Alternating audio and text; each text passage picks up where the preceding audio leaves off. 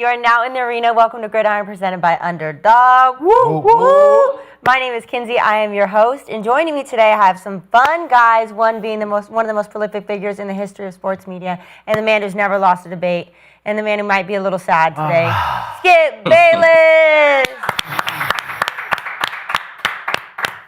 Three-time Pro Bowler, Super Bowl winning safety, TJ Ward. Yeah. And with us virtually today, we have our Super Bowl champion, five-time Pro Bowler, and two-time All-Pro cornerback, Aqib, Talib. Yeah. Well, Aqib, it was fun while it lasted, right? Hey, I know that's right, Skip. Yeah. Hey, soon as we crown them, Skip, here they go. Yeah, here they went. Yeah. Oh. South for good. Over.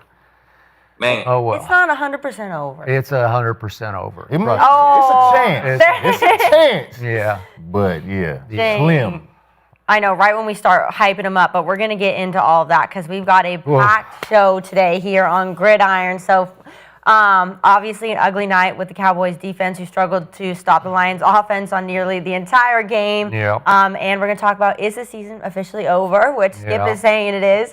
And we're going to preview Week 14. There's so much going on with the matchups and so much playoff implications. So we're going to get into all of that, including Joe Burrow and Josh Allen. And then ahead of the draft, there was a ton of debate on Shedeur Sanders or Cam Ward and who should be the #1 pick. And will Shedeur Sanders make them all regret it this weekend when he plays Cam Ward? So, as always, you guys, this show is brought to you by Underdog. Get $100 in bonus entries when you play just $5 with code GRID, win or lose. Underdog is available in most states, including Florida, California, and Texas. So go support the show, claim your bonus, and start playing today with code GRID. So, first things first, we got to talk about last night's game and Skip's Cowboys. Dak threw for 376 yards, and the Cowboys put up 30 points. But Skip, your special teams, the defense, Pickens, and above all, the officiating. So there's a lot to discuss. First, I'm going to hand it to Aqib, though. We'll get to Skip after that. But Aqib, biggest reasons that the Cowboys lost. Well, I'm first. I thought Skip would attack this thing first. I got it, Skip. Don't kick me off the show today, Skip. All right, I won't. You get to stay the whole show today. All right, for sure. Hey, I got to put it on the defense, man. I got to put it on the defense. You give up 44 points in the biggest game of the season, that's all bad. But more specifically, the secondary. Yo, guy, Skip, Revel, am I saying his name right? Revel? Revel. Yep. Revel struggled, man. In man and zone. And he had the big PI before the half, man. The same drop, maybe the next play or the play before, he falls down while backpedaling, man. Like that should have been a touchdown. Gerald sailed that one out of bounds. After Dak throw the pick to start the third, in the red zone, they play cover 4. They run a simple switch release. He just freeze. Like, what the hell, Rebel? Like, man, he struggled all the way around. Maybe he heard Skip hyping his head up. I don't know what it was, but he definitely struggled. Bland struggled, man. Bland got put on the ground by Gibbs on third down. Broke his ankle on that play. Man, tore his ankles up, man. And the dagger, he way too soft on the bang route. Like, you way too soft. From that split, you should know it's St. Brown. He's not going deep. You backpedaling like he finna run by you. So he way too soft on the dagger bang route in the fourth quarter, man. On the day, he had 7 targets. He had five balls caught on him, 85 yards. That's just not going to cut it. That's the #1 guy, man. And Bell struggled. I don't know whether to put it on Bell or put it on Eberflus, but why is he guarding J-Mo on crossing route? Crossing route, man. For the game. Like, why y'all don't got that figured out? All these corners on the field, why we don't got it figured out how we going to play it? If he come in tight, we don't got that in order. That's on Eberflus. It's on Bell because it's him, but man, I put it on one of them. I don't know. It's on somebody, man. But I tell you what, Skip, Diggs would have helped majorly. If Diggs was out there. I knew you were gonna go there. Yeah. He hit my. I was texting him on Tuesday or Wednesday, maybe Tuesday. He said, "Man, hopefully I'm back out there with the praying hands." I thought he was gonna play. I'm looking for him at the beginning of the game. No Diggs. Look at the damn result. But another thing I wanted to look at, was Dan Campbell, man. I say, hey, Dan Campbell had his team ready to play, and he called a hell of a game, in my opinion, man. He came out, dropped 44 points. He got Gibbs the ball in space the entire game versus DBs, versus linebackers, versus whoever, man. On the first drive of the game, he came swing screen on third down. Boom, that hit for 20. Very next play, not in that on that 40, they in that shot zone. So you thinking shot, play action shot. That's what they do. Man, they run Jahmyr on the deep corner. They run a deep dig by the receiver. St. Brown go to one flat. The other tight end go to the other flat. Give it to Gibbs right in the middle of the field. Solo dolo. Let him make one move. That's another 25-yard chunk play. I just thought he just dialed it up, man. Great. Before the half, 2-minute drive before the half, man. He had some nice quick game concepts. Then he go take the shot, get the PI.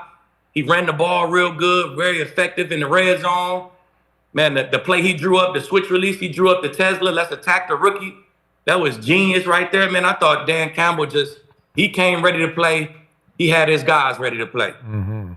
Go, TJ. Man, I'm in full agreement with Lee, man. That defense, I'm not even going to put it as much on the scheme. It was just the effort level.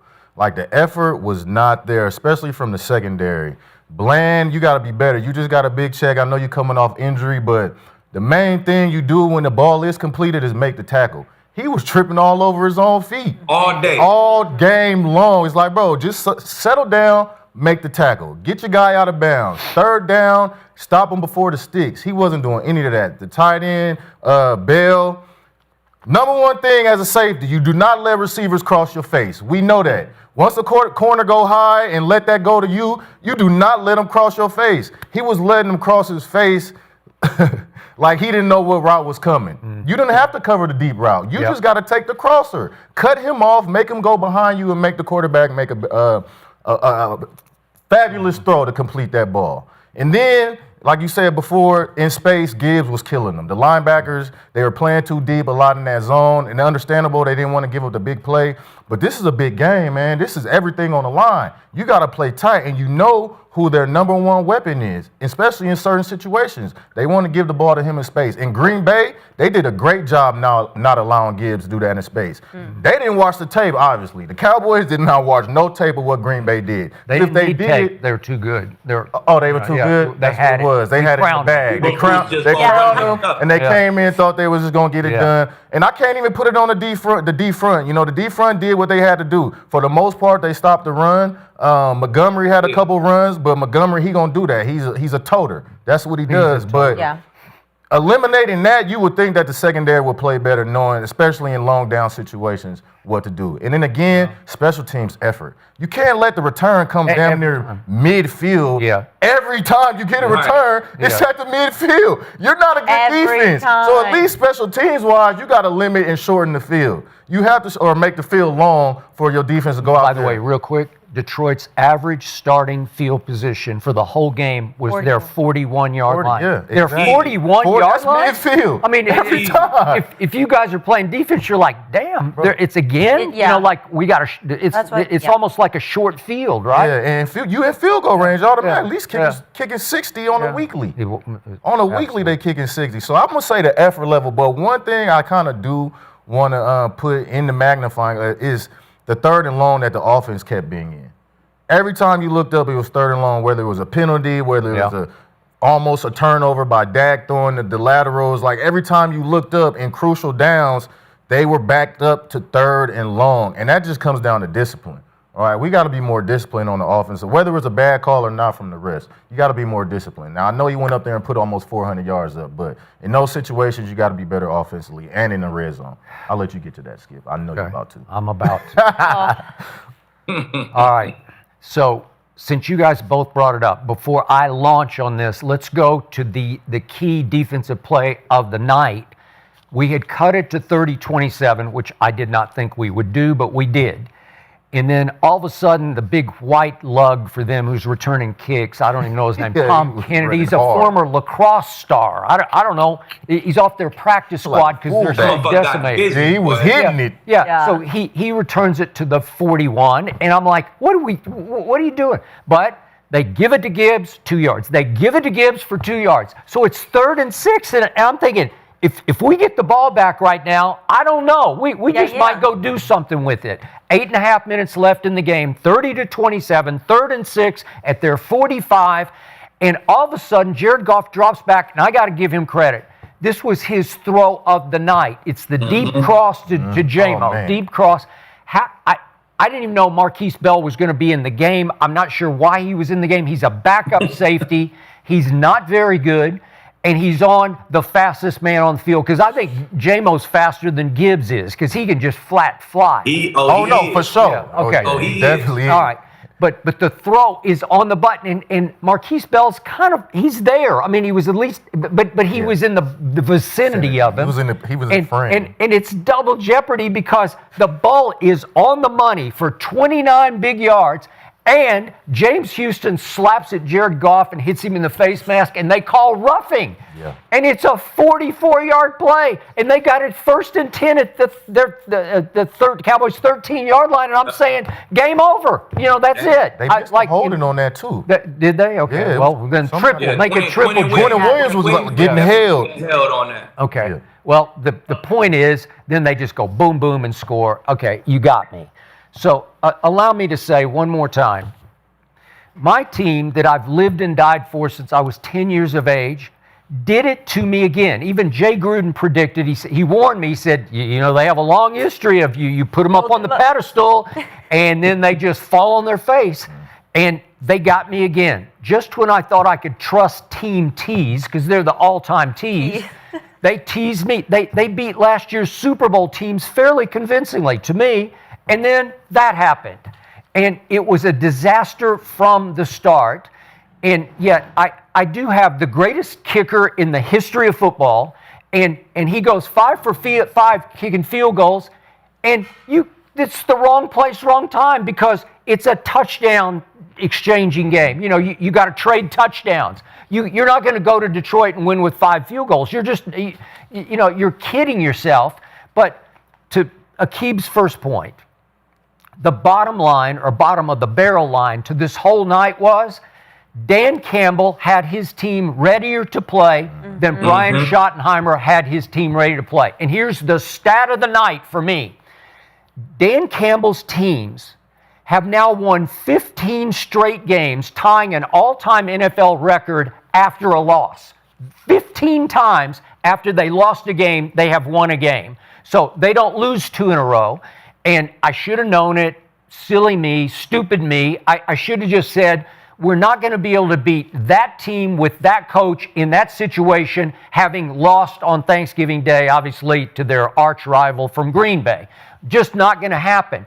So not only were they ready to play from jump, but what shocked me was Amon-Ra St. Brown is their engine. He is their heart and their soul. He is their driving force of their whole football team. They go as he goes.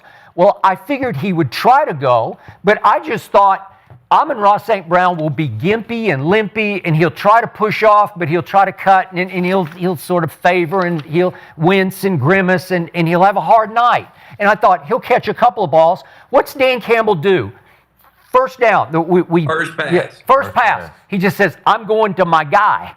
And they go to their guy for 7 yards on Revel, because they're going to pick on the kid. And by the way, Aqib, this was his 3rd NFL start. So, but Dan Campbell said, there, I'm going for 34. Gotcha. And he throws it to St. Brown, and the building ignites, because it's like, wait, he looks like he's going 1,000 miles an hour. Yeah. I didn't see any problem. Did you? Did Nah, you see him man. favor his ankle at all? Not at all. I thought he'd have a slight gimp. Them ankles is nothing to joke with. Well, Aqib said it looked like high ankle. It looked like it turned that way.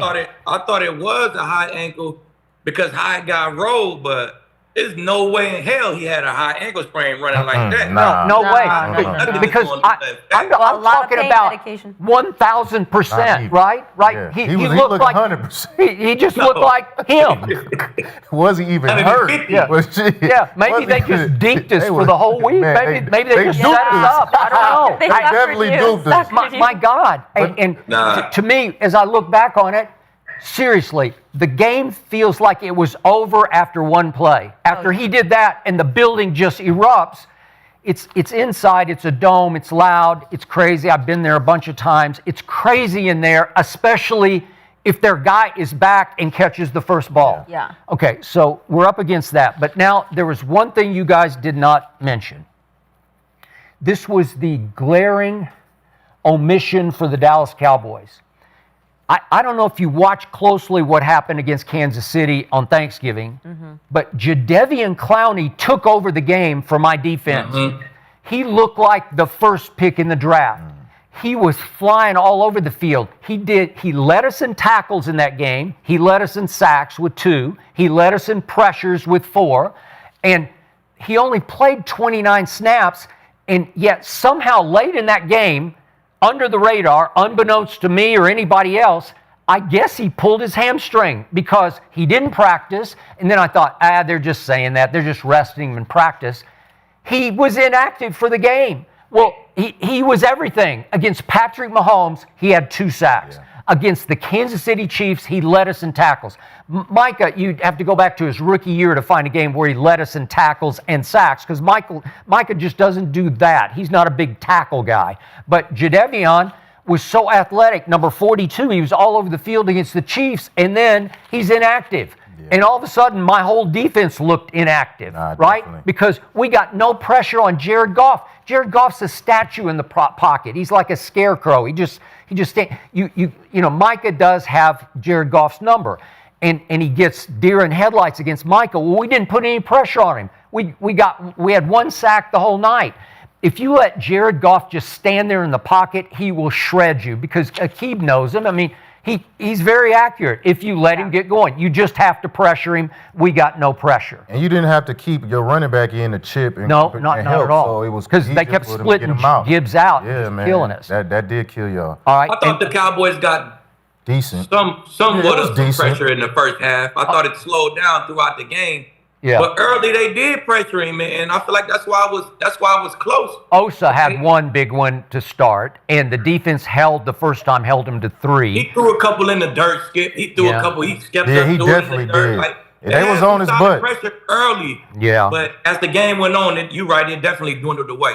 Okay, and speaking of pressure, they were all over Dak from moment 1, and it shocked me because I thought, as you did, that the offensive line would be able to protect him against. Look, Schottenheimer made the excuse after the game. Well, we played 4 games in 18 days, and I don't want to hear it, because Dan Campbell's team was decimated. The defensive backfield was decimated. The offensive line was decimated. So I don't want to hear any excuses like what happened to the offensive line.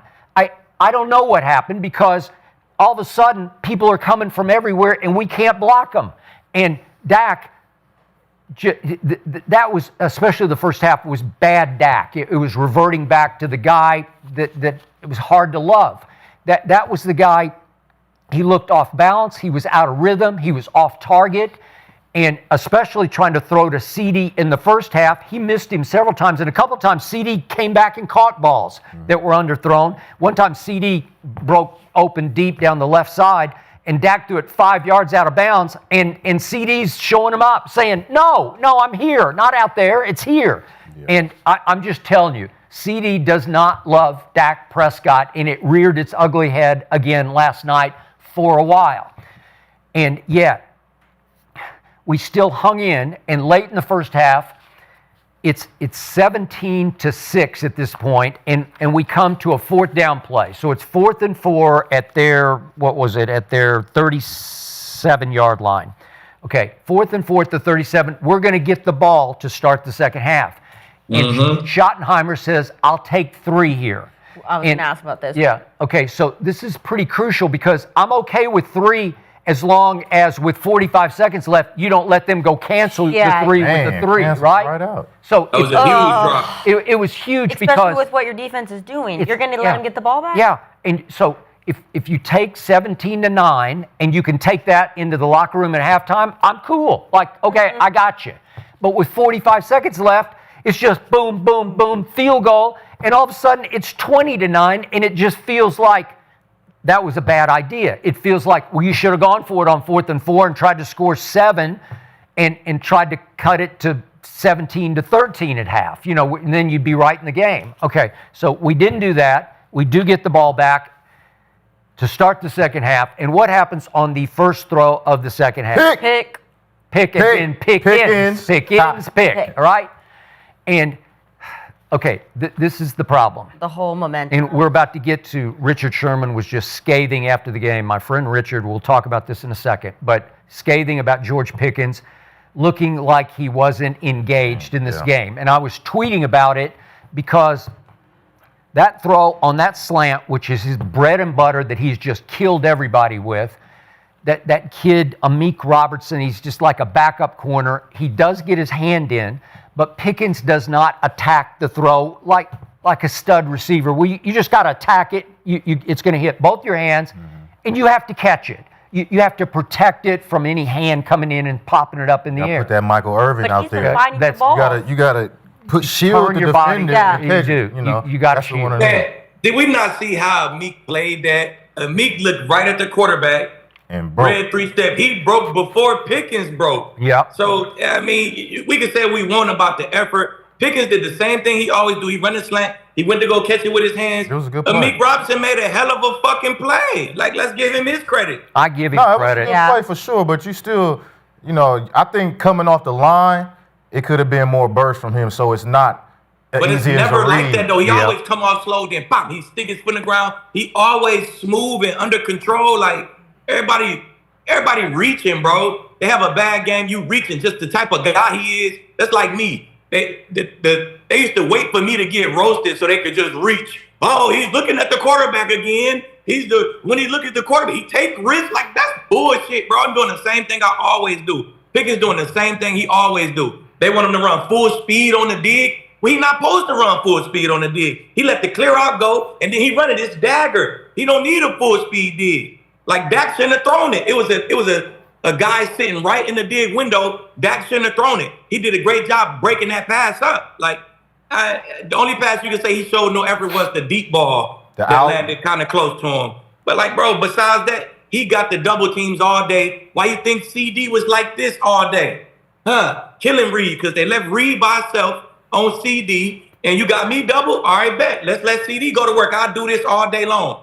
And let CD go to work. That's how their offense is built, bro. So, man, Sherm was reaching. I feel like Skip is reaching. Like, come on, man. Hey, wait for this guy to do one thing, and then we're going to attack him because of who he is. Like, come on, man.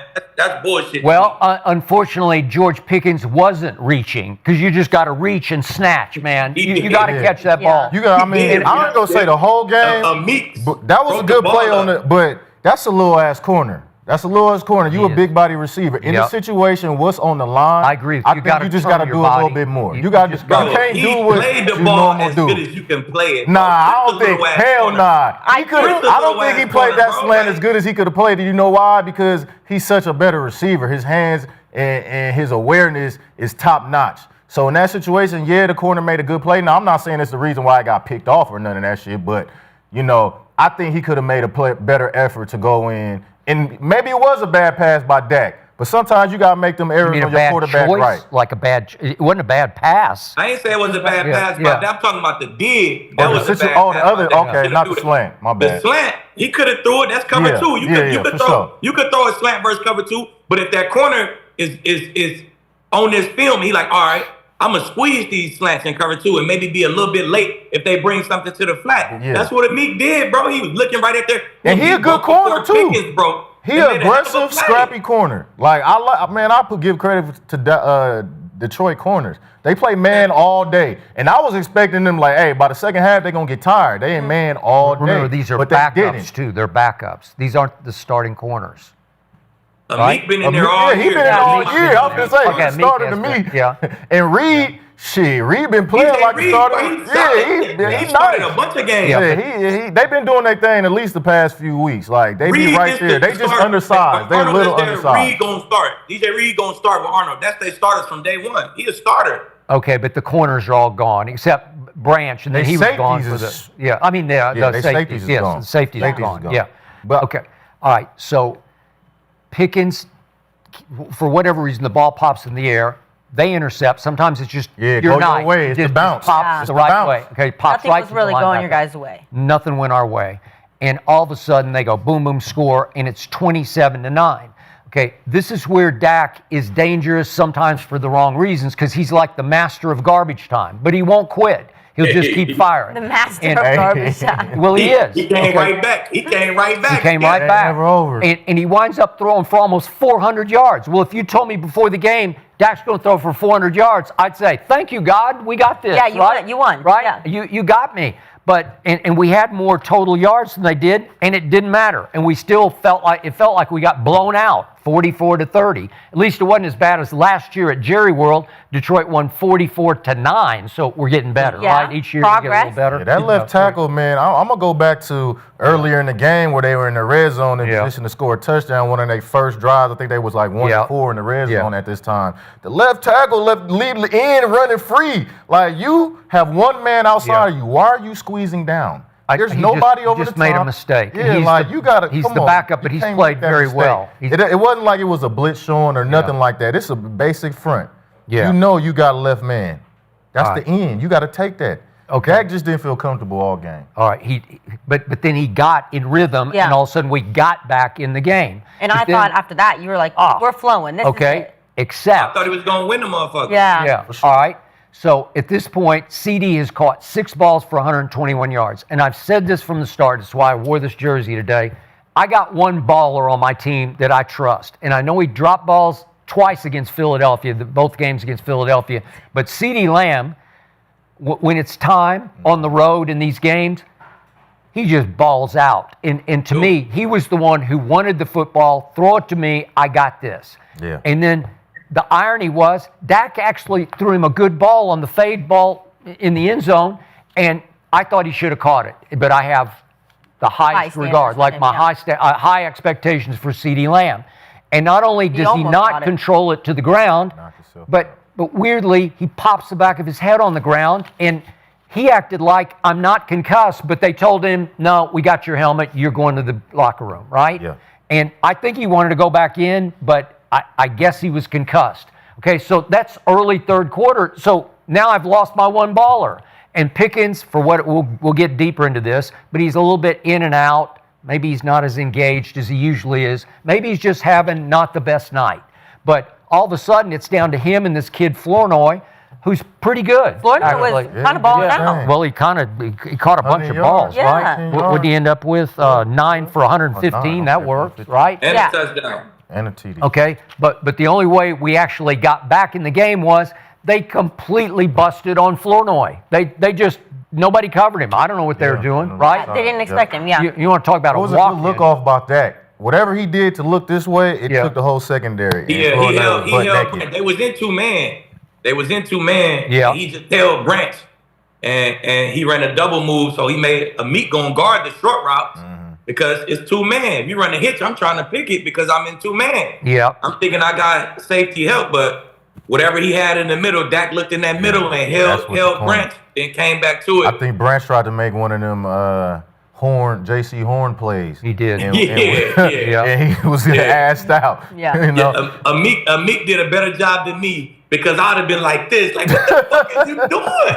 He just jogged off and you really couldn't tell if it was his fault or Branch's fault. But for sure it was Branch. Okay. So we cut it to 30-27, and I'm still thinking, no, there's no way we can stop them because we hadn't stopped them all night. Yep. And then 3rd and 6 happened, and that's ball game. What about the Ferguson OPI? I almost pulled that clip for you guys because I was like, that. I think his head got caught. I don't think he pulled him, Lee. He didn't even I think get he caught. got caught on just the swim. You know what I'm saying? And that bottom of that jersey got caught. You agree with the call? He grabbed his whole black shirt and sprung him. Look, go watch the play before. His shirt is intact. The next play, his whole shirt is ripped. But bro was holding him all game long. He was holding him on the hip every time Ferguson ran that route. They called pass interference on. They should have called it that time. Yeah, the linebacker. Yeah. 47. Yeah, 43 is. Bro, Ferguson grabbed him like this and pulled him like this. Like, bro, you can't do that. Like, I thought it was a good call, bro. I thought it was. I didn't think it was that much. I think Brett was out of control anyway. Twitter is up in arms about that, and everybody's like, that was not a good call. That linebacker can't cover. He can't cover nothing. Now he was doing that all game. That is true. But Ferguson was up and down all game anyway. He fumbled, then he got a big catch. Remember, I know if a tight end came and went outside, grabbed you by your jersey and pulled you like this, bub. I wouldn't get the damn call. I wouldn't get the call. Hey, look, I want them to treat them like they treat me. Treat them like they treat me. Don't give them that call. Aqib, I thought it was just a swim move. He just swam past him. He didn't grab him and yank him. No. You can see, you look closely. See, I was here watching it on this 150 inch. 150 I was here in the theater room on this 150 inch. You can see his whole sleeve is ripped. He ripped his sleeve. Oh, okay. Like, come on, bro, you can see it. I rewound it. Let me see if his sleeve ripped before that. It looked like he caught him under that jersey. Like he got two fingers under that jersey right here. No, it looked like he made a good move, swam under him. I don't know, Aqib. But I'm not going to fight hard on this one because even if we get that call favorably, I don't think we're going to win the game. So it didn't decide. Oh, no, you had the PI that would have put you in the red zone that canceled out. So that gives you a touchdown opportunity right there. I think that changed the game immensely. Do you? For sure. Because I still don't think we could have stopped them. I just think they were going to go If you put it like that, you're damn right. You didn't stop nobody. You couldn't stop a cold. And to your point, Jake Ferguson, all told, had a bad night because he did fumble on 3rd and 21 trying to fight for 2 more yards when he wasn't even going to get close. 3rd and 82. Yeah, right. It was 3rd and 82. And then he gets illegal hands to the face on a deep throw to Pickens where Pickens got the flag, and we're going to be 1st and goal at the 2-yard line, right? Okay, so I don't know. From the start, not meant to be. From the start, we weren't ready. They were ready. I honor Dan Campbell. He's just really in that situation. I should learn my lesson. Don't bet against Dan Campbell like that. Yeah. After a loss? Yeah. After a loss, they got like 15 games. That's what it is. Something like that. Yeah. I do want to dive more into Pickens because I feel like last week everybody's like, Pickens is the best receiver in the league. Everybody's blowing up Pickens. And now you go on Twitter and everybody's hating on Pickens, saying he has low effort. But I did put together a little montage because I want to see, we're going to react to some of this because I was like, you know what? The effort wasn't there. This is kind of the Steelers' George Pickens. That ain't effort. Like, what are you doing wrong on them 2 passes right there? I don't see nothing wrong. Now, you could say something about the deep ball, come on. What you don't see on this is you see is somebody in the dig window, is somebody in the slant window, and is somebody on top of him. He don't think Dak throwing him the ball. Dak, why are you throwing him the ball? This would have been a game-changing play right here. Look. That was a dot. Like put your hands out. Lost it in the lights or something. Like he didn't make any effort for it. Put your hands out. Yeah. Yeah, that sound real good to y'all sitting at home, man. Like, come on, man, it's Pickens. Y'all don't think he wanted to catch that ball? It's his contract year. Y'all don't think he wanted to catch that? So he just said, man, oh, fuck that ball. I ain't gonna catch that ball. Like, we gotta be in our right mind, man. Like, come on now. Let's just not do it for the media. I think the issue is he's made such amazing catches the last few weeks that ball was very catchable. Well, that's what it is. But I'm saying, what was it? We got to ask him in the post game. Yeah. Did they ask him in the post game? Yeah. Did they asked him what he say? He did say, overall, you can't disappear. That's what George Pickens said. You can't disappear. So he owned that it was not his best effort. He's not going to argue with you, but you know what number one receivers do? Number one receivers demand a double team, and they let the other guy go for 150 or whatever CD had. CD get hurt, the game changed. Now we got to let Flannery can't beat us. He's not going to beat us. You know what I'm saying? Well, it is contract year. So I need to know, Skip, do you think they should pay George Pickens more than CD Lamb? Because that's going to be the market. After your montage, I'm going to read what my friend Richard Sherman said on Amazon Prime right after the game. Sherman trying to get some ratings over there, man. They ain't doing enough. I know Richard really well, and I don't think he cares about ratings. I think he cares about what he saw with his own 2 eyes. And he was the only one on that 4-man panel up there who reacted this way. And I respected it because I was reacting this way on Twitter during the game. So Richard said that it looked to him like George Pickens was uninterested in playing football. That's what you can't have. If you're going to be the best receiver in the NFL, you can't be disengaged, said Richard Sherman. It doesn't matter if the game's going your way or not going your way. You have to be engaged. And then Richard on whether they should pay him, because they would have to make him the highest paid receiver in football because that's what he's going to demand. So just for the record, the way he's valued right now would be he would be worth $32 million. The tag, if you put the franchise tag on him, would be $27 or $28 million for the highest paid receiver. All right. So then Richard said, for the Cowboys, you got to look at this tape and say, hey, is this the guy we can trust paying $40 million to show up regardless of circumstance? And Richard's conclusion was, I don't know. Well, the reason I'm not so sure is because I already brought it up several times on this show. He has been again and again late to meetings. And it's not the end of the world. He missed the team bus going to the Las Vegas Monday night game. He got fined and benched for that. But he's just... Still balled out that day. He did. But he's been notoriously late. So Aqib said, well, you need to put something in the new contract that will penalize him if he continues to be habitually late to meetings.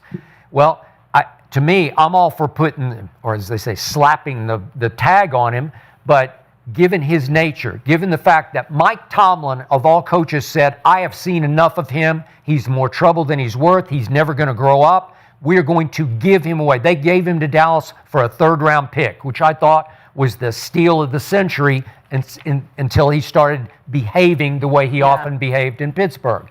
So to me, if you put the tag on him, is he going to balk at that? Is he going to pout? Is he going to sulk? Is he going to go into his shell? I don't know. So here we go again with another player I don't trust. And if you pay him the most money of any receiver in pro football, more than CD got, obviously, because he got it before, man, is it going to screw up your chemistry again because George Pickens is going to be a problem? He's going to make waves if he's under the tag. The only way to go is to tag him, because I would not trust giving him 4 or 5 year kind of a long-term contract. I agree, Skip. You quoting Richard Sherman, I'm going to quote Skip Bayless. You said that this was the best duo since Chris Carter and Randy Moss. And Aqib couldn't strap him. Who else you said? The Pittsburgh duo? Who else was it, Skip?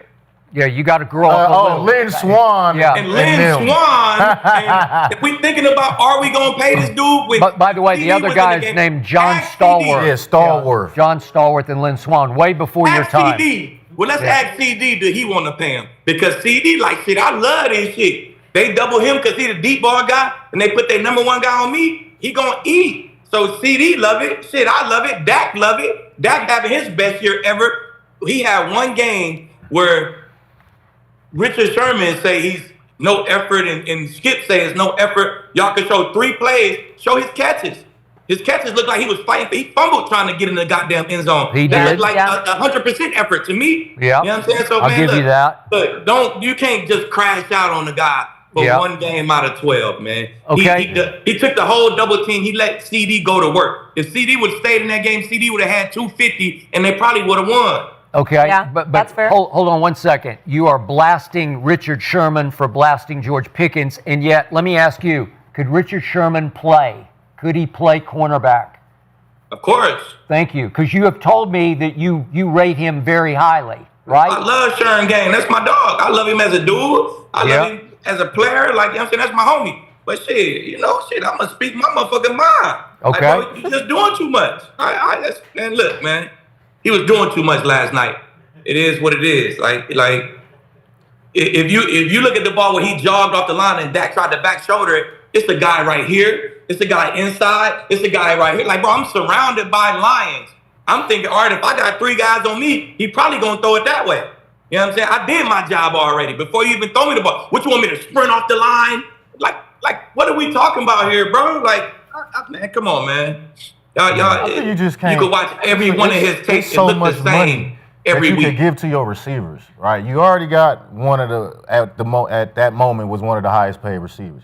You got a bunch of guys coming out of college. You got these first round draft picks. Pickens is a great talent. He great, but is it worth paying him? Like you said, are you gonna get any type of like with CD? He's a dog. He come to work. He played through injury, and whether it's true or false, the debate that we're having about Pickens isn't there with CD. No, right? Whether you believe it was when he dropped balls against Philadelphia. Whether you believe it was everything, but I'm just saying because of who it's out there. So that's what it is. So what you do is you got to let him go. Because you do have CD, he's your number one. Yeah. He's the guy that plays through the injuries, and you go draft you a receiver to come in because somebody gonna get a double team, and that's gonna make another guy free. It's gonna be CD. Okay, so now you got another first round draft pick in a receiver that's coming in. Who?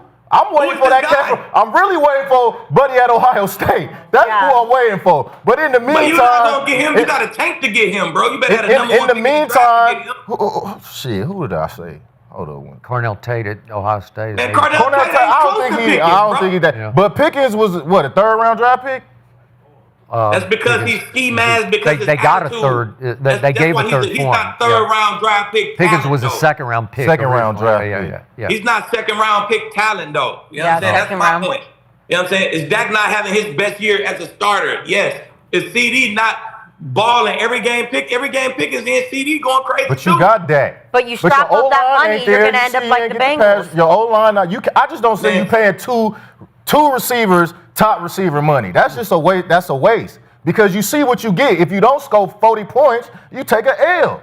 That's what happens. So you need to go get somebody for that defense. Take that check and go fix that back end. Because the back end is giving it up to ass. You don't need no money to fix that back end, though. You don't need some money. You need a coach who's not going to put bail. But they don't have the talent. They overplayed Bland. They don't have the talent. You got the safeties who are in and out, and they micromanaging them between his hooker, 6 or 14. They don't got the skills or the talent back there. You got to get Diggs back. You can use some linebackers as well that could tackle in space, because obviously they can't tackle in space by what last game looked like. I think you can lose that money. Green Bay was tackling his ass in space. Green Bay was tackling his ass in space. He couldn't get nowhere with Green Bay. 6 days ago, this was the best offense, the world renowned. It is. I have faith in them, but I just don't see. I never thought, even with them balling, I never said pay Pickens. You was on the show last Friday saying but I never said pay him, though. You can't pay him top dollar. If you do, CD going to have to take a cut. But so why would we want to keep the best offense in the world ever? Why would we because this is an offensive league, man. They're gonna be favorable to offense regardless. They're going to be favorable to offense regardless. You go get a young receiver or get a cheaper receiver in free agency. Okay, you wouldn't put the tag on George Pickens? I mean, maybe you tag him, maybe you don't. But then you got the risk of saying what you just said. Yeah. Do we get mad? Yeah, do we have an attitude? Throw a fit. You know what I'm saying? Aqib, you always say defense wins championships. Look at the team who played wide receiver 1A and 1B is the Bengals. And they can put up 30 points and they're going to lose every single game. You're going to have a 1A and a 1B, and you're going to have an amazing offense, and you're going to lose. But the Cowboys got defense. They got corners. They got safeties. They got interior guys. They got all the pieces. They just need somebody to cook it up, man. They got all the ingredients. They just need somebody besides Eberflus cooking it, man. I promise you. Yeah. They got all the bodies they need on defense right now. Okay, look, for me to sum up George Pickens, I'm stung by what happened last night. Like I'm out of my mind. I'm not in my right mind right now.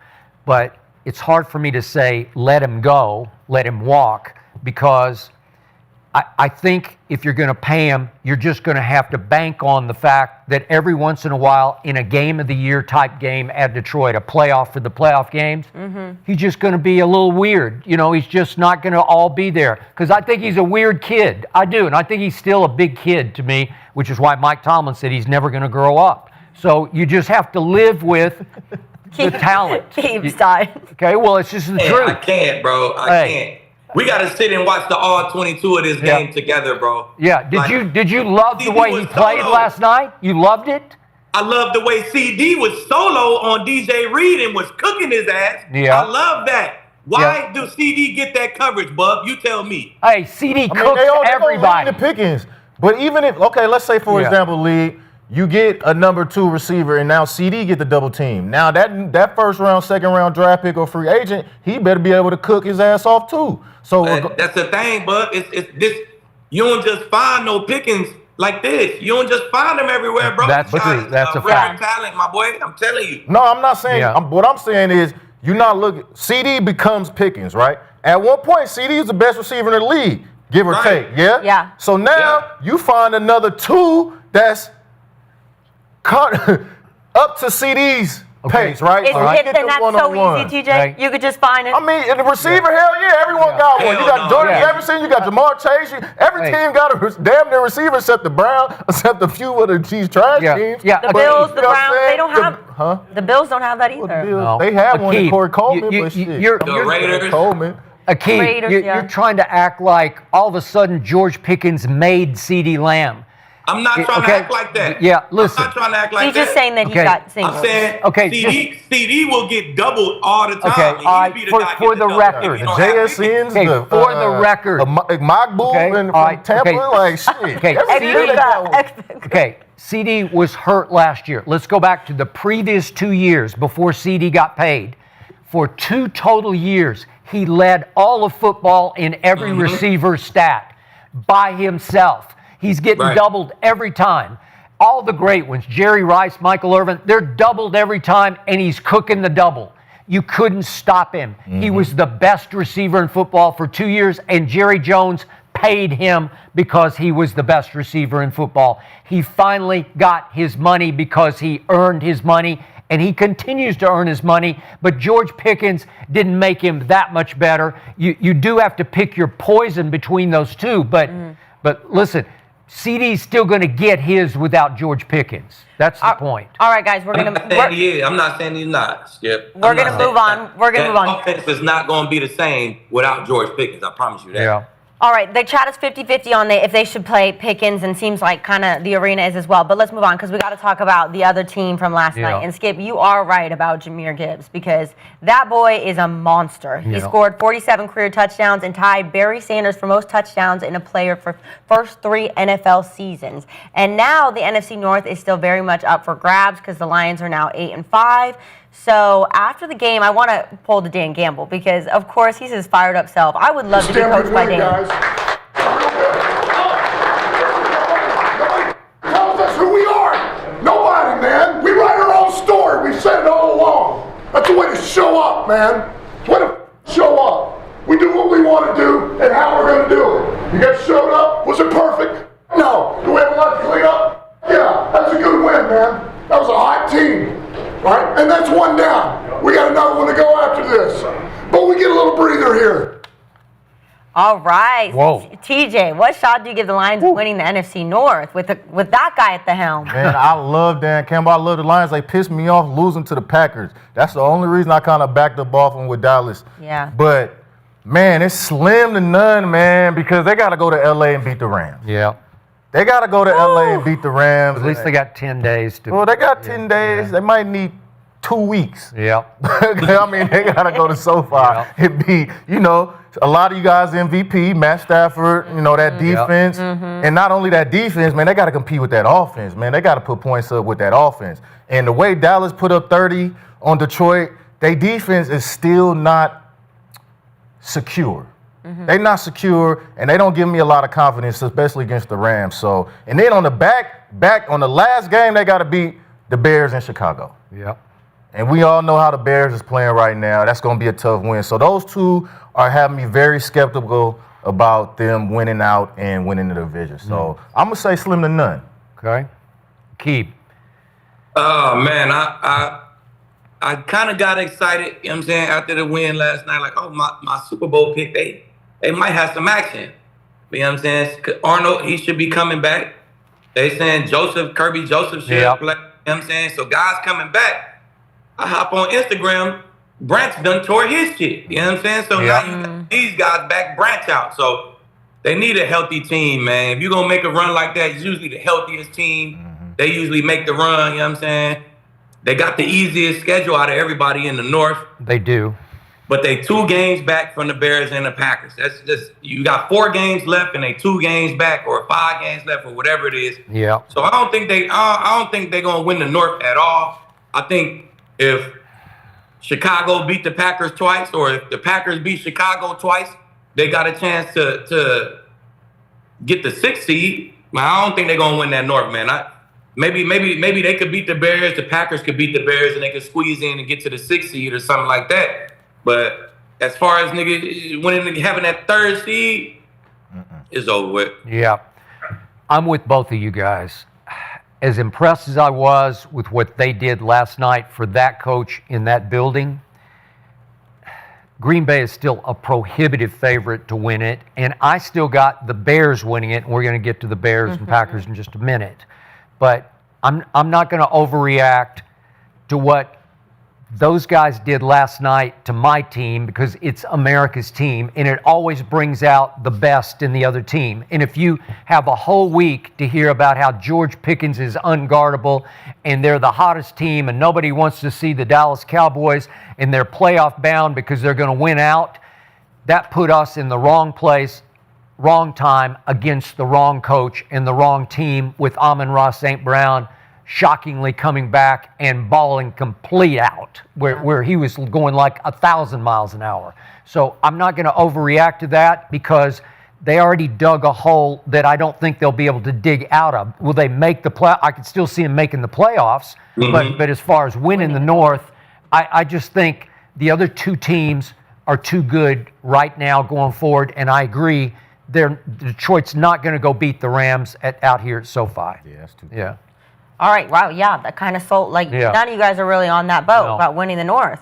But we'll see. We saw some hope in the Lions. I was kind of out on them. I was like, they were trending down. They're trending back up. So hope for the playoffs, but not going to win the North. Their issue the last few years is staying healthy at the end of the season, like Lee said. They be great rolling in, but they always fall apart. They need to go check that training staff. I don't know what they're doing over there in Detroit. Yeah. That training staff, well, you're going to need some tutoring. Because remember, Jaden Daniels went in there last year in the playoffs and just threw a party on them. Because they were just decimated in their secondary. Yeah.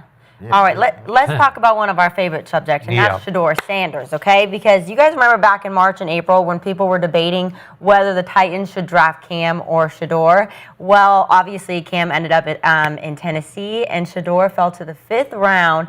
And I wonder if they're going to be regretting that this weekend. So I'm excited to actually watch a Titans versus Brown game, which is kind of crazy. But crazy. I'm going to be sat, and I can't wait to watch, because I think Shedeur is going to play with some vengeance. So, Skip, do the Browns beat the Titans? And also, what is Shedeur's stats going to be? I got to say, this is a crucial, pivotal, make-or-break game in Cleveland for Shedeur Sanders. They opened as a 4.5-point favorite over Tennessee, which is now 1-11. It got bet down to 3.5, so the money is coming in hard on Cam Ward and the Titans. If Shedeur does struggle in this game, if he gets outplayed by the 1st overall pick in his draft, although obviously he fell ridiculously to the 5th round, a fellow rookie, but if he gets outplayed by Cam Ward, I'm not going to be surprised if Deshaun Watson, we're going to talk about him in just a moment, but I won't be surprised if Deshaun starts next week, or if they go back to Dylan Gabriel and that's the end of Shedeur. So just as we saw these huge games, Dallas at Detroit, and now we got Joe Burrow at Josh Allen, like these make-or-break kind of games, this is for him individually, make it or break it. I agree. And I look at Cam Ward, and he's flown under the radar, but he's been pretty horrible. And again, his team is pretty horrible, and the coach got fired, and it's interim coaching staff. But the point was, Pro Football Focus ranks Cam Ward the worst quarterback in pro football. And by the way, Michael Penix is 2nd worst, and Aaron Rodgers is ranked by Pro Football Focus the 3rd worst quarterback, but Cam is the 1st worst. So he's thrown 7 touchdowns to 6 interceptions. He's lost 6 fumbles.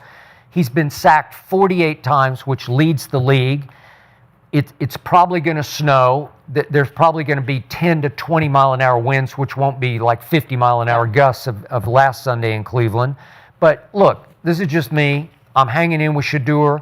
The Browns should win this game. They better win this game, and I believe they will win this game 17-10. And I got Shedeur going 15-25 in the snow for 205, 2 touchdowns. I'll give him 1 interception, but 205 yards and a 17-10 win. Rely on the defense, rely some on the running game, and survive and advance. You think that's enough to keep his job? I do. Okay. I think winning will keep his job. Okay. Yeah. I mean, I don't put too, like, on the rookie quarterback surrounded by a garbage team with a bad set of coaches, I don't put too much into that PFF ranking. Okay. Like, he got to have some help at some point. Now, we do see flashes of brilliance from Cam Ward. Yeah. Throws that he hits that a lot of players, a lot of quarterbacks in this league that have been starting for multiple years, we ain't ever seen a pass like that from. So I'm going to give him some credit. But I agree, the Browns should win this game, and I don't think Shedeur will have to do too much. I think they keep it like they normally keep it just because the Titans are so bad, right? Let the defense go out there and get 5-6 sacks because the Titans are giving up 4 a game. And you put it on your defense. Maybe they get a turnover. Maybe they score on defense. And have Shedeur go. Since it's snowing, I was hoping that they'd throw the ball more. I hope he was getting 25-plus passes just to see him, throw the ball. But it's likely that we won't. So let him throw for 20 times, 22 times, run the ball, and play just field possession game, right? The Titans are going to mess it up some way, somehow. Some way, somehow, they're going to mess it up. You put it on the backs of your defense. Let Judkins get the ball, run it. Man, keep it simple. KISS. Stupid. Yep. You know what I'm saying? Yep. Do it like that. And then, if it goes complete to hell, and I don't think, I know no way it's going to be complete to hell, but you have the elements to blame. It's snowing. What do you want from us? Yeah. It's snowing. Shedeur went out there. And I don't think they're going to let him throw the ball. And hopefully Jerry Jeudy bounces back and don't complain about this and that. But just go out there and catch the ball. Be a number 1 receiver. Help your young quarterback. Help your young quarterback in his progression. Don't be a hindrance. Be a help. Well, it seems like they're kind of fighting. Yeah, I see that, but that was unnecessary because we haven't seen that all year until Shedeur get in the game. Why you want to do all that now? And I know Jerry a little bit. I was out in Denver with him. He's not that type of person, at least when I met him, he wasn't. So it was quite a bit surprising to see that, especially towards a young quarterback. But, I got him. Well, my original was 18 for 27 for 250 before I knew it was snowing. Yeah, it's snowing. So, you played in that snow. Yeah, that snow ain't nothing nice. It's wet. And it's not, Cleveland is a different type of snow. It's not like, your upper East Coast snow where it's heavy and thick and you could play through it. It's wet. It's slimy. The ground is mushy. So it's going to be slippery. It's going to be low scoring, 17-13, something like that. Browns. All right. Go, Aqib. I think Shedeur going to have a nice little day. Just off the circumstances that you said, Skip. He got through. You know what I'm saying? And I think the Titans offense, they're not playing the best right now. They're going up against the Browns defense, who are playing pretty good right now. I think the defense gives Shedeur some short fields, allow him to throw a couple touchdowns. I got him throwing 2 touchdowns. I got his yards maybe like right up under 200, 190, right at 200. Very similar to what you guys get, but I think all around it's a high completion rate, and he take care of the ball, 0 turnovers, and he just showed that leadership again, and they win the game again. So that'll be 2 wins for him. But I think he's still going to need a dominant performance in the future. I know we finna get to the next part, but I think this game right here, it won't be dominant. You know what I'm saying? It'll be good numbers. It'll be enough to keep his job for the following week. Do you think Shedeur is going to finally get some opportunity in the red zone? They keep doing the Wildcat. He hasn't really gotten. I hope so. You hope? Yeah, but it's snowing. You see, once Stefanski get called out on it, everybody in the media talking about something, he changed it, right? Yeah. You know? Yeah. So, what about? So now everybody calling him out on this. Hopefully he changed this, man. Let him throw the ball a couple times. They said Stefanski and Gabriel was at a fair together. Really? I didn't see that. Stefanski and Gabriel? They was kicking it at a fair. They Holiday fair. got the same agent, bro. I told y'all they locked in. There was a comment on Twitter or something that went viral of Dylan Gabriel's fiance commented that the whole team wants Gabriel to play. That's what the fiance said. That fired up Twitter. That's what girlfriends say. Yeah. Hey, baby, you know everybody wants to play. Baby, you know I'm the best. Like, how would she know? You know what I'm saying? If he ain't tell her, how would she know? You feel me? She's not I'm just saying. We're over here thinking that the Shedeur has the locker room. We don't know. All I've seen is Jerry Jeudy yelling at Shedeur. Does Shedeur have the locker room? We don't know. Yeah, I'll bet he does. Okay. I'll just bet he does. I know he does. He's got star power. He's got the arena. I know that. But does he have the locker room? Just being in the locker room for 8 seasons, I know who I would be behind. Yeah. And I'm just telling you, what girlfriends say.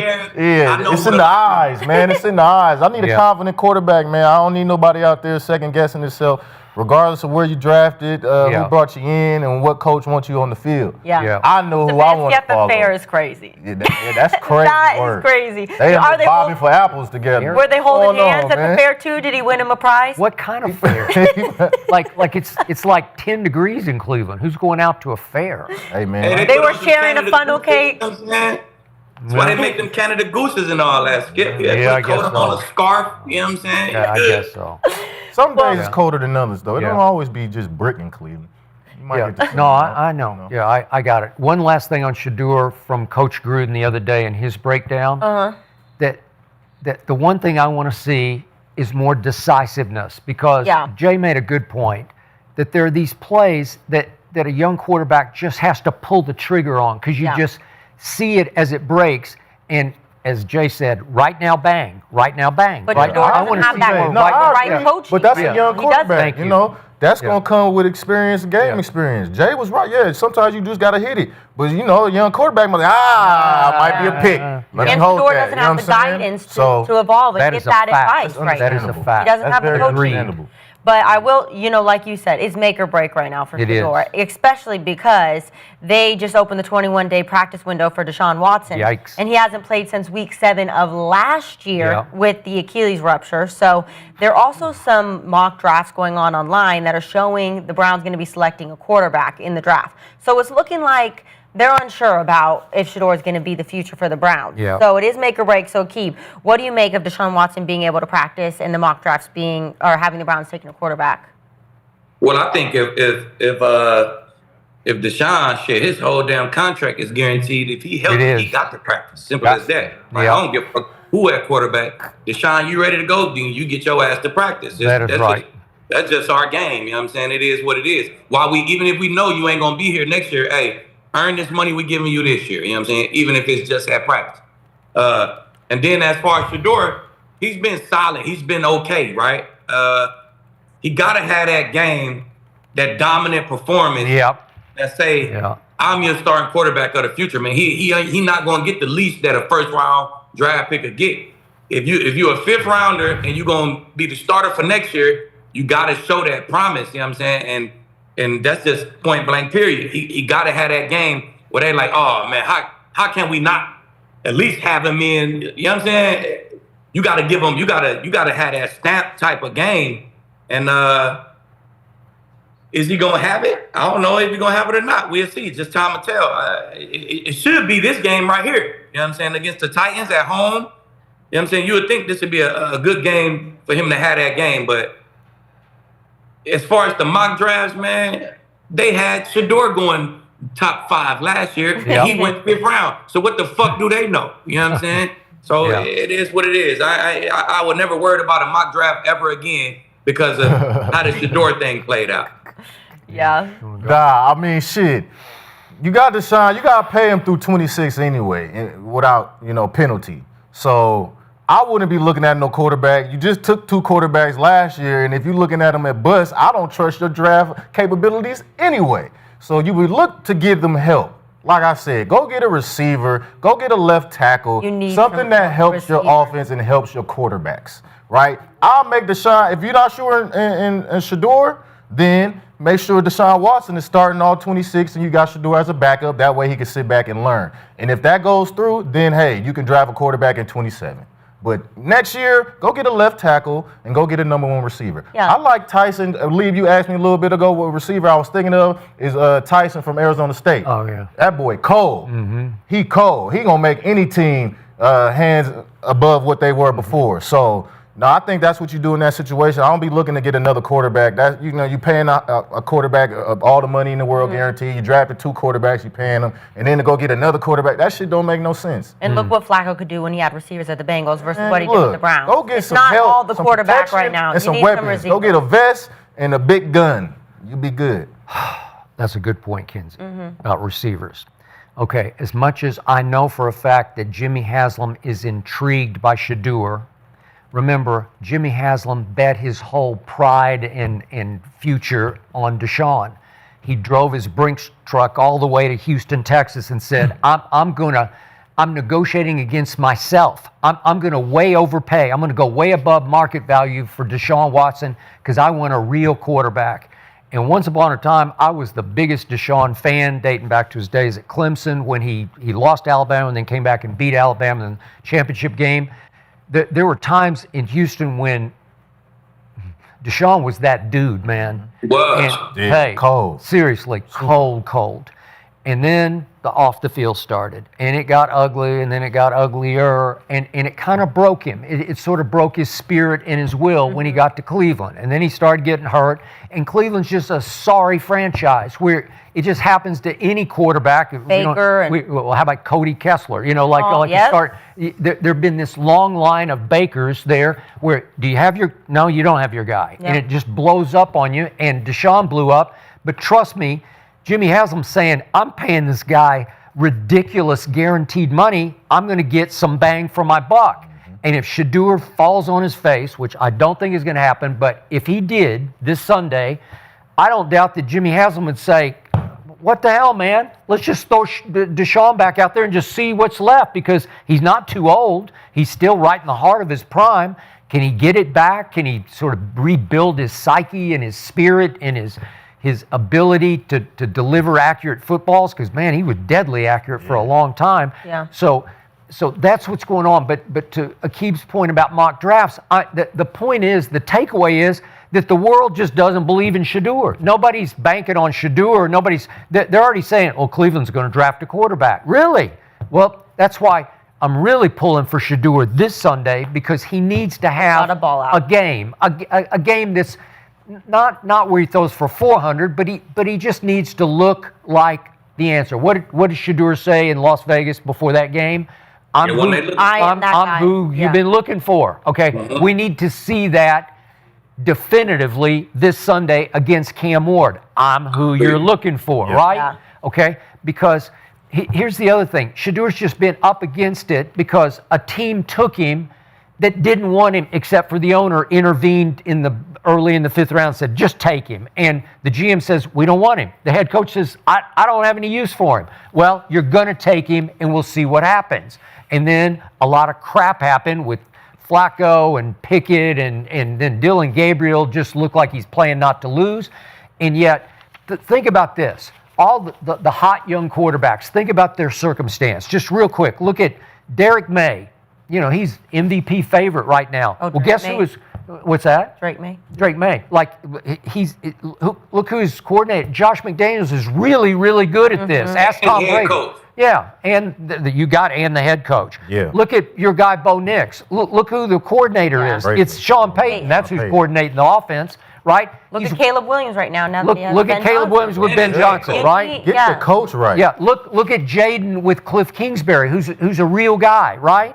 And look at Jackson Dart. At least he got to start with Brian Daboll, who's very good at coaching that position, right? Mm-hmm. And putting him in a position to succeed as a rookie starting quarterback. Yeah. Well, and Shedeur's with Stefanski, who didn't want him, and I don't even know who Tommy Rees is. I mean, I know he played at Notre Dame, and he was the coordinator at Notre Dame. But seriously, remember, the circumstances aren't great for Shedeur. No, ain't in his favor. He's not getting it. He's got Jerry Jeudy in his face, on the sideline, and that goes viral. So Shedeur's going to have to rise above all this and show the world, yes, I can play, because maybe he's not destined to be a Cleveland Brown. Maybe at some point he's going to wind up elsewhere. A world where he's traded? Yeah. Well, I see a world where he goes to some place that actually wants him. Maybe the Raider. Right? Maybe.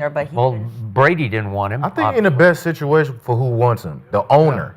Yeah. The owner wants you stay with the owner. Because like you said, these coaches and GMs they so fickle, they in and out. You need the owner to go get you a real right head coach, a real right offensive coordinator, go get some weapons around you. Because what those other quarterbacks you just mentioned have is a run game, an offensive line, and a solid defense. They do. And a scheme. They have a scheme. And until you get all that, I mean, it's going to look pretty much similar to how it looked for any quarterback. Well, Caleb was struggling so much last year until they beefed up the offensive line, and now they're going to win the you know what I'm saying? And Van Jones. Yeah. Well, they toting that bean. Wow. Tote that bean, you help your quarterback. It does. It's make or break for Shedeur this weekend, so the arena's rooting for him. But now let's talk about a head-to-head with probably two of the best quarterbacks in the league. We've got Joe Burrow going to Josh Allen, okay? So this is going to be a good one. Josh Allen is actually 0-2 versus Joe Burrow. So this game is huge for both teams. The Bills are looking to keep pace with the Patriots in the AFC East, and the Bengals are fighting for their life right now for any playoff hopes. And Joe Burrow is that guy. So, Skip. Thank you. Who wins, Bengals or Bills, and what is the score? Okay, maybe I'm not objective about this, and maybe this is just my stubborn pride talking. I picked Cincinnati before the year to represent the AFC in the Super Bowl, and I'm hanging in. Yeah. I'm hanging on to that. I appreciate your loyalty. Yeah, but it's against my better judgment this Sunday because Buffalo is a 5.5-point favorite. Buffalo's obviously coming off a huge road win against Aaron Rodgers and the Steelers at Pittsburgh. They ran for 249 yards, but Cincinnati is coming off an equally huge win at Baltimore against an arch rival on Thanksgiving night. It was 32-14. That just blew me away that Joe Burrow could just step back in and lift it all up. Man the team. You know, and all of a sudden the defense started looking like a real live defense because they're looking around like, oh, we got Joey back. You know, now we got a shot. So what scares me about Josh Allen is if you look at his history just this year coming off his MVP, when he plays against star power, when he plays against a former MVP, marquee, showdown, shootout kind of a game, he played great against Lamar in the opener. He played great against Mahomes at home. He played great against Aaron Rodgers at Pittsburgh. But in his games against people who don't matter, like against Penix at Atlanta, remember on that Thursday night, against Tua at Miami, against Davis Mills at Houston, even against Drake May when nobody really saw Drake May coming yet in that first game at Buffalo, Josh Allen stunk. So here comes Joe Burrow. Well, yeah, you're right, 0-2. In those two games, one's regular season and one's a playoff game at Buffalo. Was Joey B not great in that game? My God, he was great. Because I look at the playoff game, it was, I got the two playoff games here. He went crazy in that play. He threw for 242 and 2 touchdowns, no interceptions, completely outplayed Josh Allen at Buffalo in a big playoff game. And it was never close. They just took over from the start. So I'm going to go repeat of the playoff game at Buffalo. I just think Bengals are back. They're back in business, and I believe that I just trust Joe Burrow a little more in a huge game than I trust Josh Allen, even though Josh he's in some games this year, he's been like a nuclear weapon. Yeah. You know, like the ultimate beast. But I'm going to go Bengals. It has to be everything for that team. Yeah, it's everything. But I'm going to go shootout, high score. I know the weather's not going to be good, but it just doesn't matter to Joe Burrow. So I'm going to go 34-31 Bengals. Wow. Yeah. TJ, how you feeling? I like it, Skip. 34-31. I don't trust Josh Allen. He's just turnover machine. And right before Burrow came back, the Bengals played the Patriots. And they were in that game in position to win till Flacco threw a pick 6. He did. Burrow's not going to do that. Josh Allen, it says 2.8% turnover when he drops back the past 4 years. You know who has the two? That's the top turnover. You know who has the two lowest? Burrow and Pat Mahomes. Wow. So just with those numbers, I like that. You know, I know you like stats, Skip. That's why I like that. I wish my dog Cody was here. It was really for Cody. I had the numbers for Cody, but but that being said, the supporting cast as well, man. T. Higgins coming back. You got my dog Chase. He had an early drop, but that don't happen too often. And the Buffalo, both defenses, I'm damn near taking Cincinnati defense over Buffalo's. Whoa, right now. I know Buffalo had to score the touchdown in the interception last week. That really helped them win the game. But that was Rodgers, man. Rodgers so fragile. He's just so fragile now. And he got sacked and gave the ball up, and they was able to scoop and score. Burrow's not going to do that. Burrow's going to be mobile. We know that toe right.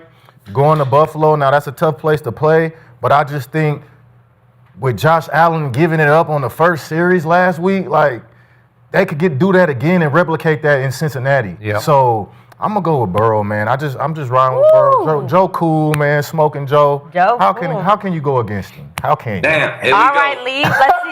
Let's see what you got, Lee, because they're riding with the Bengals. Josh Allen must gonna come out and play like Superman because we all picking the Bengals this week. You know Oh. He must gonna come out and dominate, but. Shit, I think the Bengals defense is just playing a lot better these past 2 games. Yep.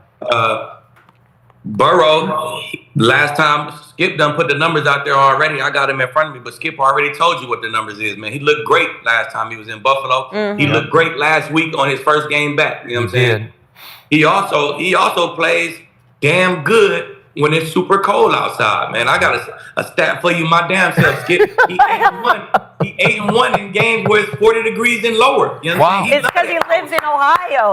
Burrow love that. He was born and raised Ohio bred. He's rolling in the snow. He do this shit, man. And then Josh Allen just got these 5 interceptions in the last 3 games. He's turning the ball over. I know the Bengals defense is second last versus the run. And Buffalo ran the shit out the ball. They fucking top in the league running the ball. But the Bengals gave the Patriots Henderson 66 yards.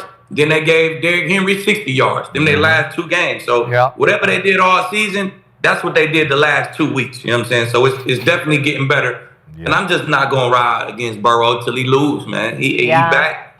He got the building energized. They think they got a shot. Yep. And he won out last year in the end of the season. I've seen this before. I've seen these boys win out at the end before pick up. And like you said, T back, you know what I'm saying? So I'm riding with the Bengals, man. I like them 30 to 21. Wow. Oh, I didn't even give my score, man. I got 30-20. 30-20. There we go. All We in the same boat. Yeah. I'm sure you guys can imagine. Wait, Aqib, I got to ask, where did you get that stat? Where did you?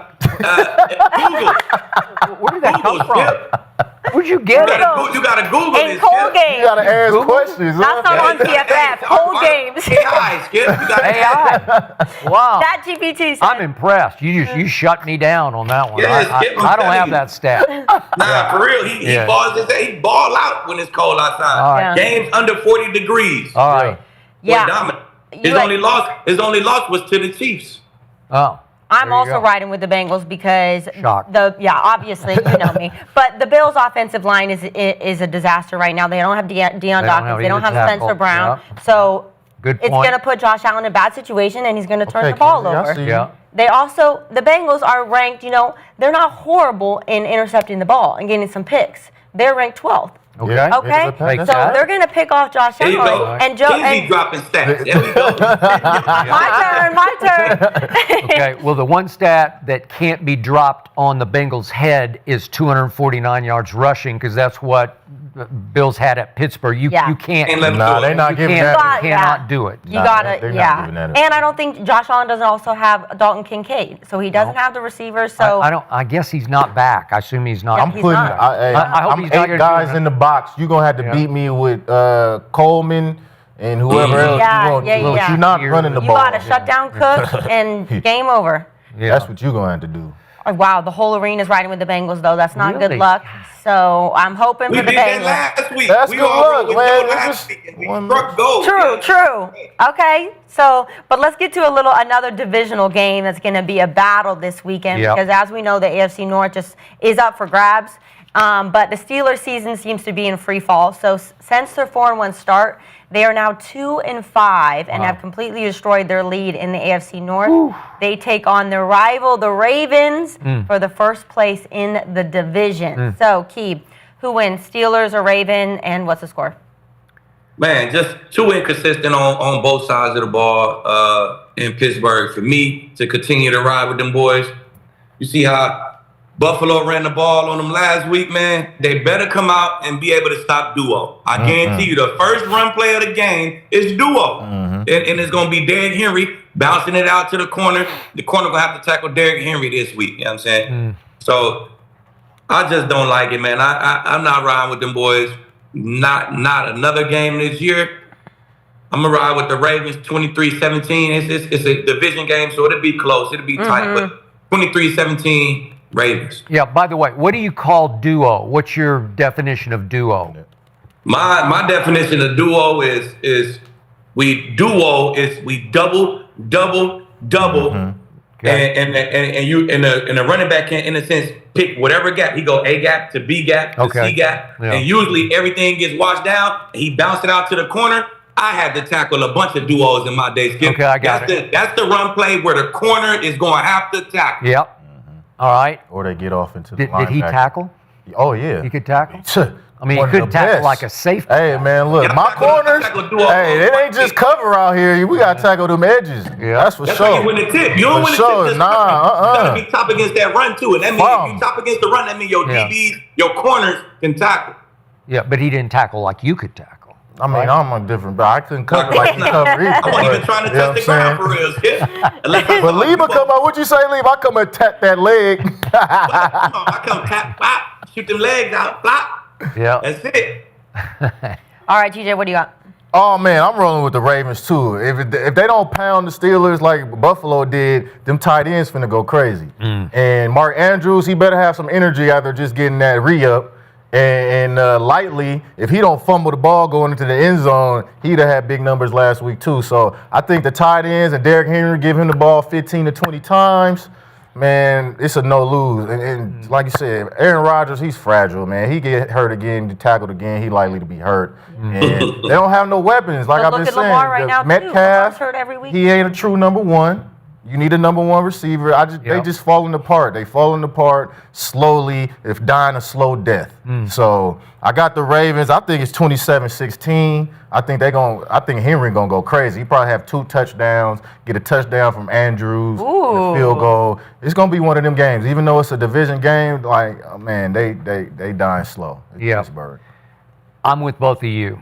Okay. It feels like the Steelers are mentally home for the holidays, like they've just chucked it. Aaron Rodgers called out his receivers for not attending meetings, being late to meetings, and I think they're going to be out on him. I know they added Adam Thielen for what that's worth, just to give Aaron some. Yeah, well, that's what I mean. There you go. But they're trying to give Aaron somebody he could maybe quote unquote trust, some guy who's going to be where Aaron thinks he should be. But he just got there, so it's not going to have much effect this week.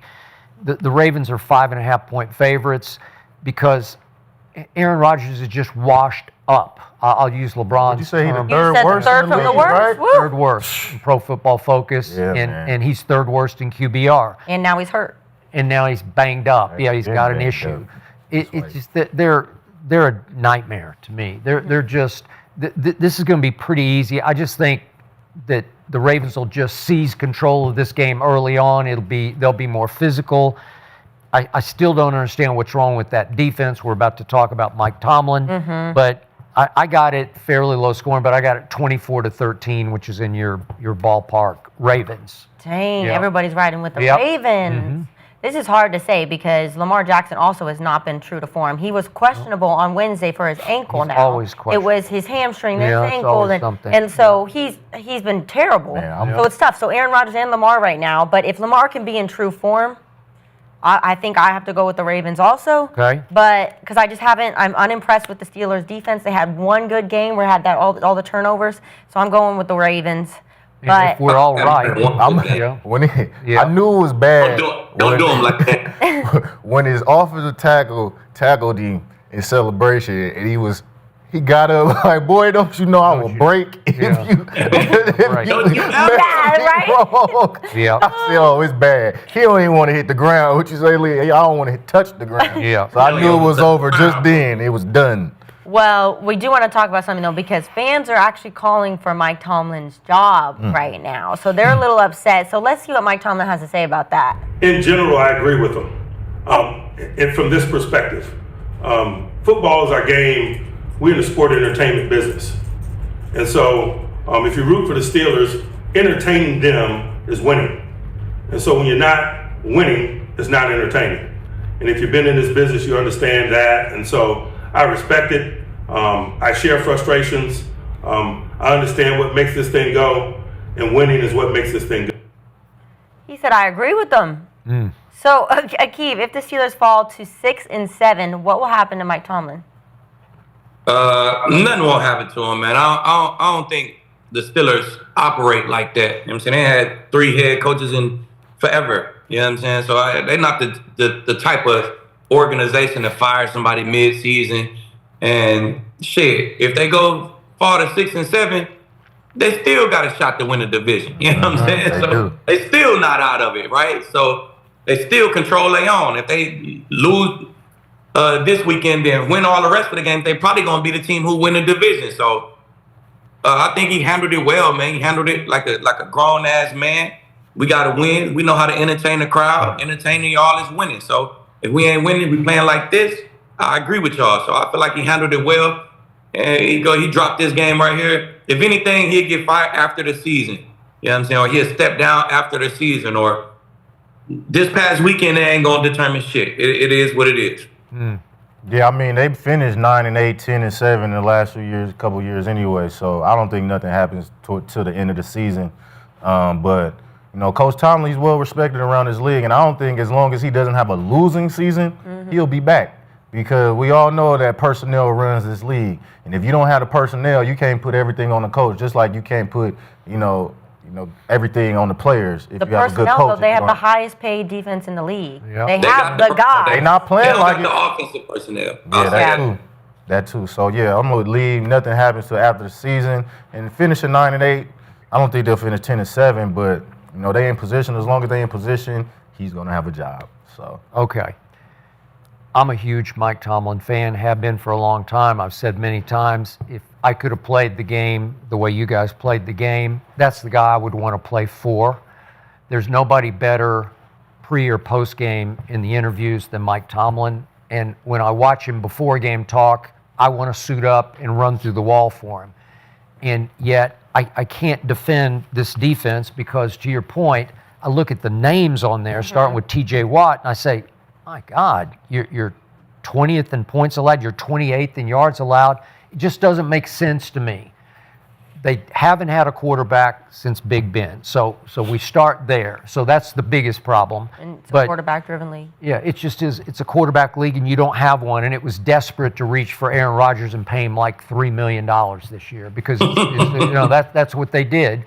He was like bargain basement, and they took what was left of him and said, can we recapture lightning in his bottle? No, you can't. And yet, so he's never had a losing season in Pittsburgh.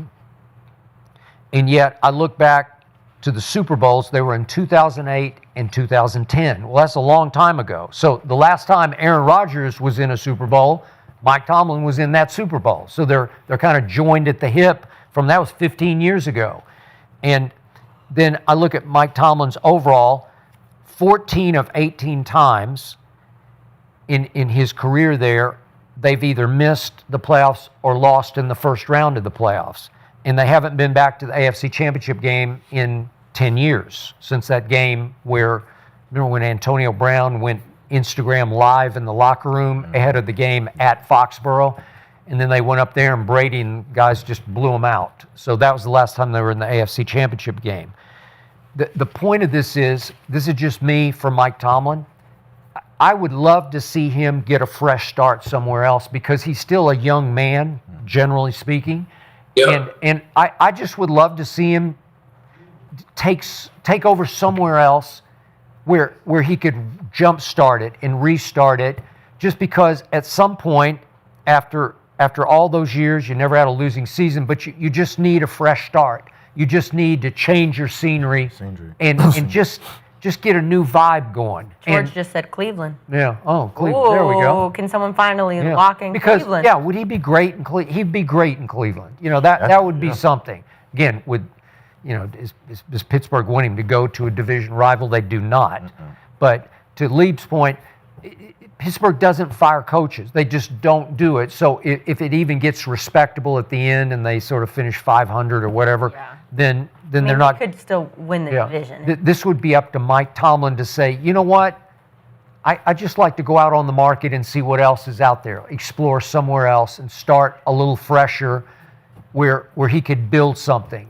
Because in the end, I don't know that this is going to get great fast in Pittsburgh. I just don't. I don't like the smell of it. I don't like the vibe of it for him.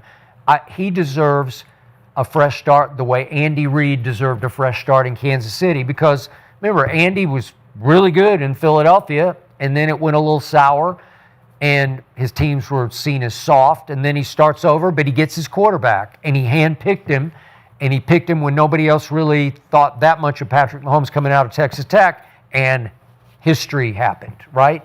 So that I would like to see Mike Tomlin recreate his history somewhere else. I have a hard time believing Mike Tomlin, though, would leave the black and yellow. There's no way. He bleeds that. I don't know, unless he just gets tired of hearing all the boos, and all the fire Mike Tomlins. Well, that'll change quick if they still win the division. Yeah. They can win the division, 9-8. Yeah, they can, but they not. Yeah. That's what we possible, keep saying, but I mean, the Ravens aren't looking good either, but, Yeah. I mean, obviously the Bengals. Go Bengals. Go Bengals. All right, let's talk about another matchup this weekend that I don't think we're all going to agree on this one. I think it is going to be a battle. So it's unfamiliar territory right now for the Kansas City Chiefs. We have not seen an AFC Championship game without them since 2018, you guys. This year they are 6-6, and they're desperate right now. So this is going to be a big game, and they host the Texans. And the Texans defense right now is on absolute fire. So we need to get predictions here. But TJ, do the Texans all but knock off the Chiefs out of the playoff? Man, I fought with myself on this. Really? Went back and forth. I think we're going to be divided 10 here. times. So I know we're not all going to be on the same page. Yeah. But, I like, I'm not going to say I'm picking them right now as of yet, but the Chiefs at home is a different animal. They're a different animal. I know they got their tackles out and, but they still got Pat Mahomes. They still got Pat Mahomes. The weather's going to be bad, which doesn't favor the Texans, who is a dome team for the most part. Hunt and Pacheco, they have to get going in order for the Chiefs to win. Now, against the pass, having your left tackles out is terrible, or both tackles out is terrible, but against the run, you can make it work. Yep. And I think Andy Reid schemes those two outside linebackers enough where the game plan stays away from them, or it helps Mahomes get the ball out quick, or, the running attack runs in between the guards, right? So in that case, with the Kansas City defense being, they're not number one in scoring like the Texans are, but they are top 10 in a lot of categories of defense. So with that being said, I'm going to take the Chiefs at home. And I think when the big play is needed this week opposed to that Thanksgiving week where Rice had a drop, Kelsey had a drop there, they make those catches. And rarely do you see the Chiefs lose 2 in a row. So that's going in their favor as well. So I'm going to go at home with the Chiefs, and I'm going to take Mahomes over a concussed Stroud. That's just what I'm going to do. I trust Mahomes more in that environment, back against the wall. I got the Chiefs, man. I got the Chiefs. All right. Hey, all good points, bub. All good points, man. But I think it's over for these Chiefs. Oh, and you're always right for the Chiefs. I just don't think they got that juice that they usually have. You know what I'm saying? It just showed on Thanksgiving. They're not making the plays at the end of games that they usually make. You know what I'm saying? And now they running into probably the hottest defense in the league right now. And we both know, Bub, if we could be whatever kind of team. That goes for the offense, the weather, and all that. The defense don't give a damn. We had to throw a hoodie on up under them pads and get to it. You know what I'm saying? So. Hey, that defense going to be there. It's definitely tough to play in Kansas City at night, but I think this defense, Ross, they just as excited to be the guys that really put the dagger in Patrick and make him not for the playoffs this year. The Chiefs, that O-line, man, they just banged up again at the wrong time. You don't want to be banged up, run or pass. They got 2 ends who could play the run too. We can't forget. They're not only ranked number 1 in defense, they number 4 against the run. So it's going to be damn hard for Pacheco and Hunt to get going this week versus the number 14 in the league versus the run. You know what I'm saying? So, hey, Stroud came out and did his best Mills impersonation last week. He took what the defense gave him. Yeah. You know what I'm saying? He ain't try to do too much. He ain't try to run. He leaned on that defense. He leaned on his own defense. You know what I'm saying? Let me just take what y'all give me and not make no mistakes. Lean on my own defense. So, hey, man, I think he come out and play another game like that, and I think it's enough. I think it's enough, man. They win a close one on the road in Kansas City. For once, I am with Aqib on this. For what? For once. You always ride with me, Skip. What you mean? Yeah. Yeah. I'm always driving your bandwagon. Okay. This comes down to me to the two quarterbacks. And the reason I'm with Aqib is, and both of you guys were defensive stalwarts, but it starts with this defense for the Texans, and it's just really, really good. And it's quietly very good. Leads in points allowed, leads in yards allowed. D'Amico Ryans is a Coach of the Year candidate. I think they're going to win that AFC South, and it's going to start Sunday night at Kansas City. And to your point, Aqib, it's going to be high of 20 on Sunday night. So, but they say no wind, so it'll probably be pretty good football weather. You know, it's just going to be cold, but you'll throw your hoodie on and you just play defense. And the defense will travel. So I trust the defense. Now I need to trust the quarterback. And C.J. Stroud at Indy in his comeback game, he was pretty good, quietly pretty good. He was all right. Well, he threw for 276. He didn't throw any touchdowns. He did have the one pick. When you have a defense like that, you just need to be pretty good. It's got to be solid. Like Bo Nix. Yeah, he had a good QBR, 68. So QBR liked him. Trying to piss Like you Bo off. Nix, right? Yeah. So, to your point, Patrick Mahomes has been very good this year, but he hadn't been like Mahomes magic good. You know, like the Dallas Cowboys beat him pretty convincingly, and it shocked me where, I watched Mahomes at Josh Allen, and he wasn't Mahomes. I mean, they still fifth in total offense. Yeah, okay. They're still top 5. Yeah, I got it, but they're not blow you away good. So against this defense, they're going to have a long, hard night because everybody has a long, hard night. And CJ, when I look at his year, under the radar, and I know he missed the 3 games, but he's 6th in QBR. So he's been pretty good. Efficient. Yeah, efficient. He's 11 touchdowns to 6 picks. He's not lost any fumbles. So he can play that kind of football. And he's got Nico Collins back running. He scored a touchdown running the football and had a big game at Indy where he's looking like a dominant number 1 receiver again. Yeah. So to me, I just think they're a little better than Kansas City is at this time. I don't disagree with your point. A night game at Arrowhead, it's tough. It's tough sledding, man. Yeah. I know you're looking at the defense, but I'm looking at the offenses matched up against the defense, right? Yeah. You got top 5 Mahomes offense Yeah. versus number 1, Texans defense. But you got a 9th overall defense in Kansas City versus an 18th overall offense in the Texans. I know, but they really haven't. It's been up and down with C.J. Stroud.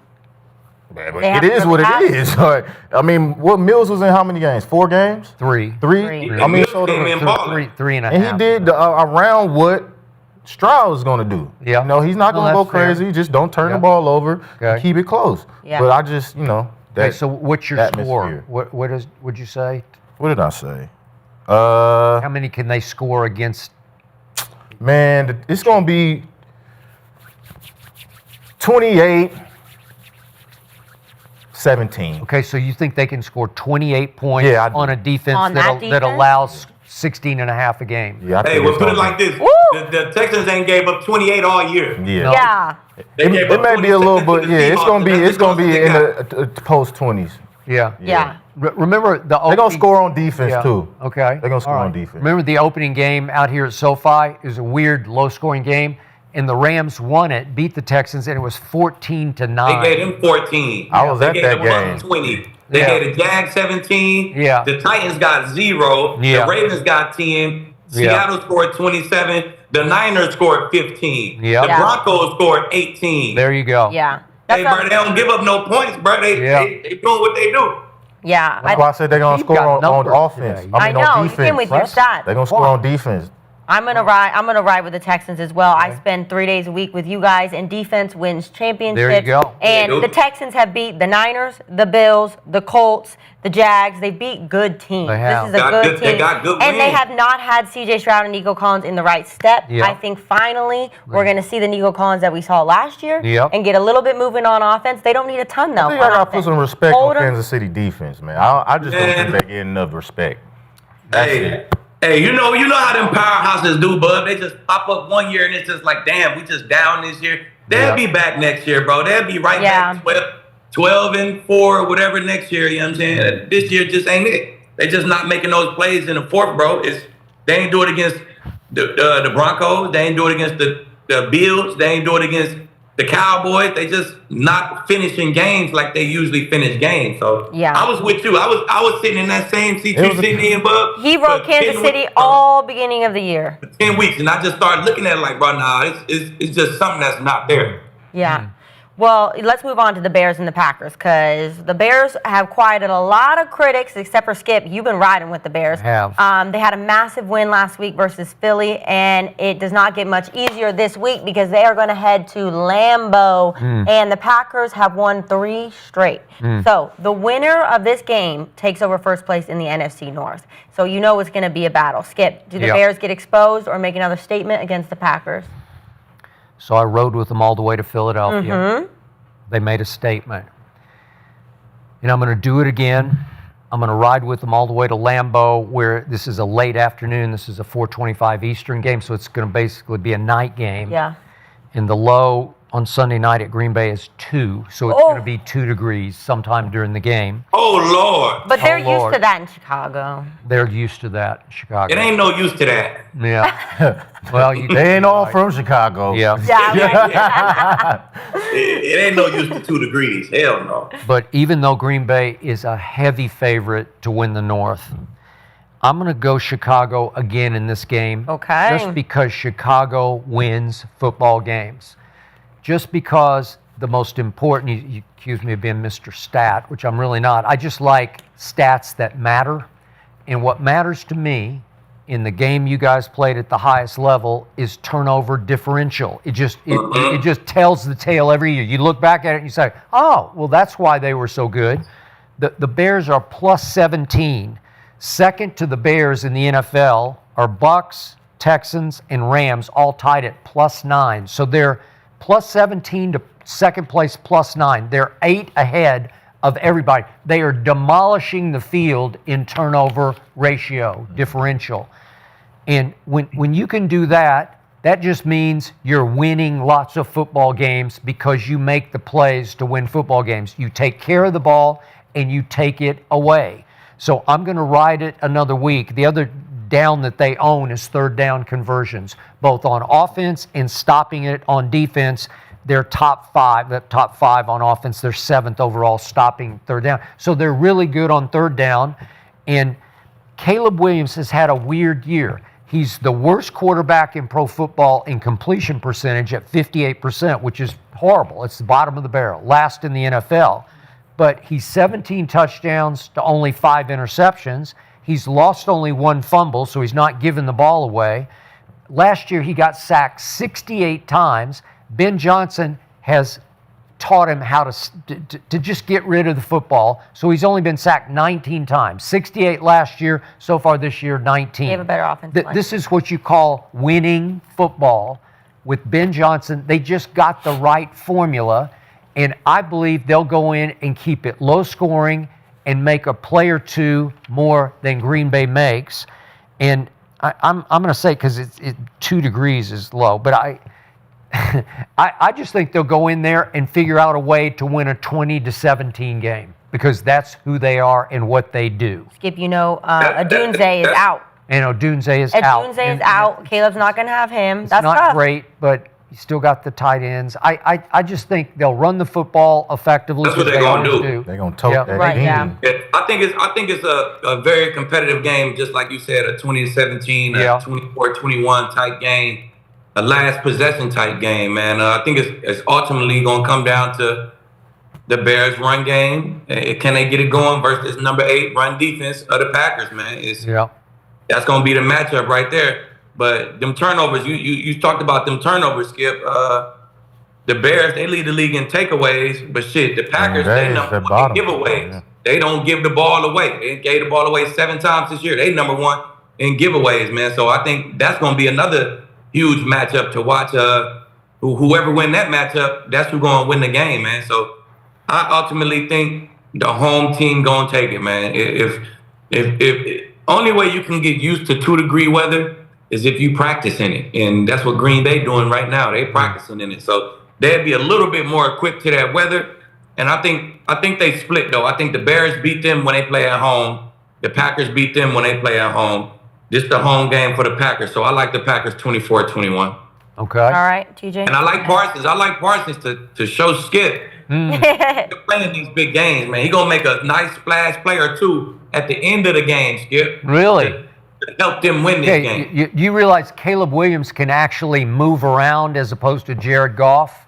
Yeah, see, Caleb Williams hold the ball a little bit, and he do his Caleb magic. Yeah. That's He doesn't do that as bad anymore. That's why Parsons gonna be able to get to him because that's what Parsons wants you to do. Oh, really? Okay. Well, see if he can catch like Lee said, you got the turnover machine, and then you got the team that don't turn the ball over. So, it's going to be a great matchup. Ben Johnson, Matt LaFleur, coaching. So, man, at the end of the day, I think it's going to come down to special teams. Ooh. Whoever plays better on special teams is going to win this game. Whoever controls that field positions and get good returns from them punts and them kickoffs and, limits the other team to doing the exact opposite is going to win. And I think this is the game, and I know y'all ain't feeling me out there, Packer fans, but it's okay. I think Jordan Love comes off that rock this game, just with, Chicago being so opportunistic. They go Yeah. they going to kill me. It's okay, though. I can take it. Look, but I think this is the game Love give the ball up. He almost gave it up in Detroit. It wasn't for a couple missteps. But, man, I got the Bears as well, Skip. Man, they might kill both of us. Yeah, I got the Bears, man. Because I had the same thing happen when I was going into the Philly game. Philly didn't turn the ball over. They had the least amount of interceptions and blah blah blah. And the Bears went there and took push. He took it from the tush push. I had seen it all after that. Yeah. So even though it's on the road, they going to Green Bay. They went to Philly. It's hard for me to go against that running game and Ben Johnson scheming that thing up. It's going to be cold. And like I said, if Detroit would have just ran at the Packers, they would have had some success. Yeah. And I think Chicago runs it right at the Packers, and they get this win on the road. So I got a 2016 Chicago Bears. Yeah. And you made it clear you do not love you much love, right? And I don't hate Love either. Yeah, okay. But in the past, he done let me down a few times. So maybe I'm just scoring. I'm scoring a little bit. Love, don't blame it on me. Huh? You just like him. He don't love him. Yeah, I just like, Lee, perfect. I just like him. I don't love him. But I do love what the Bears are doing.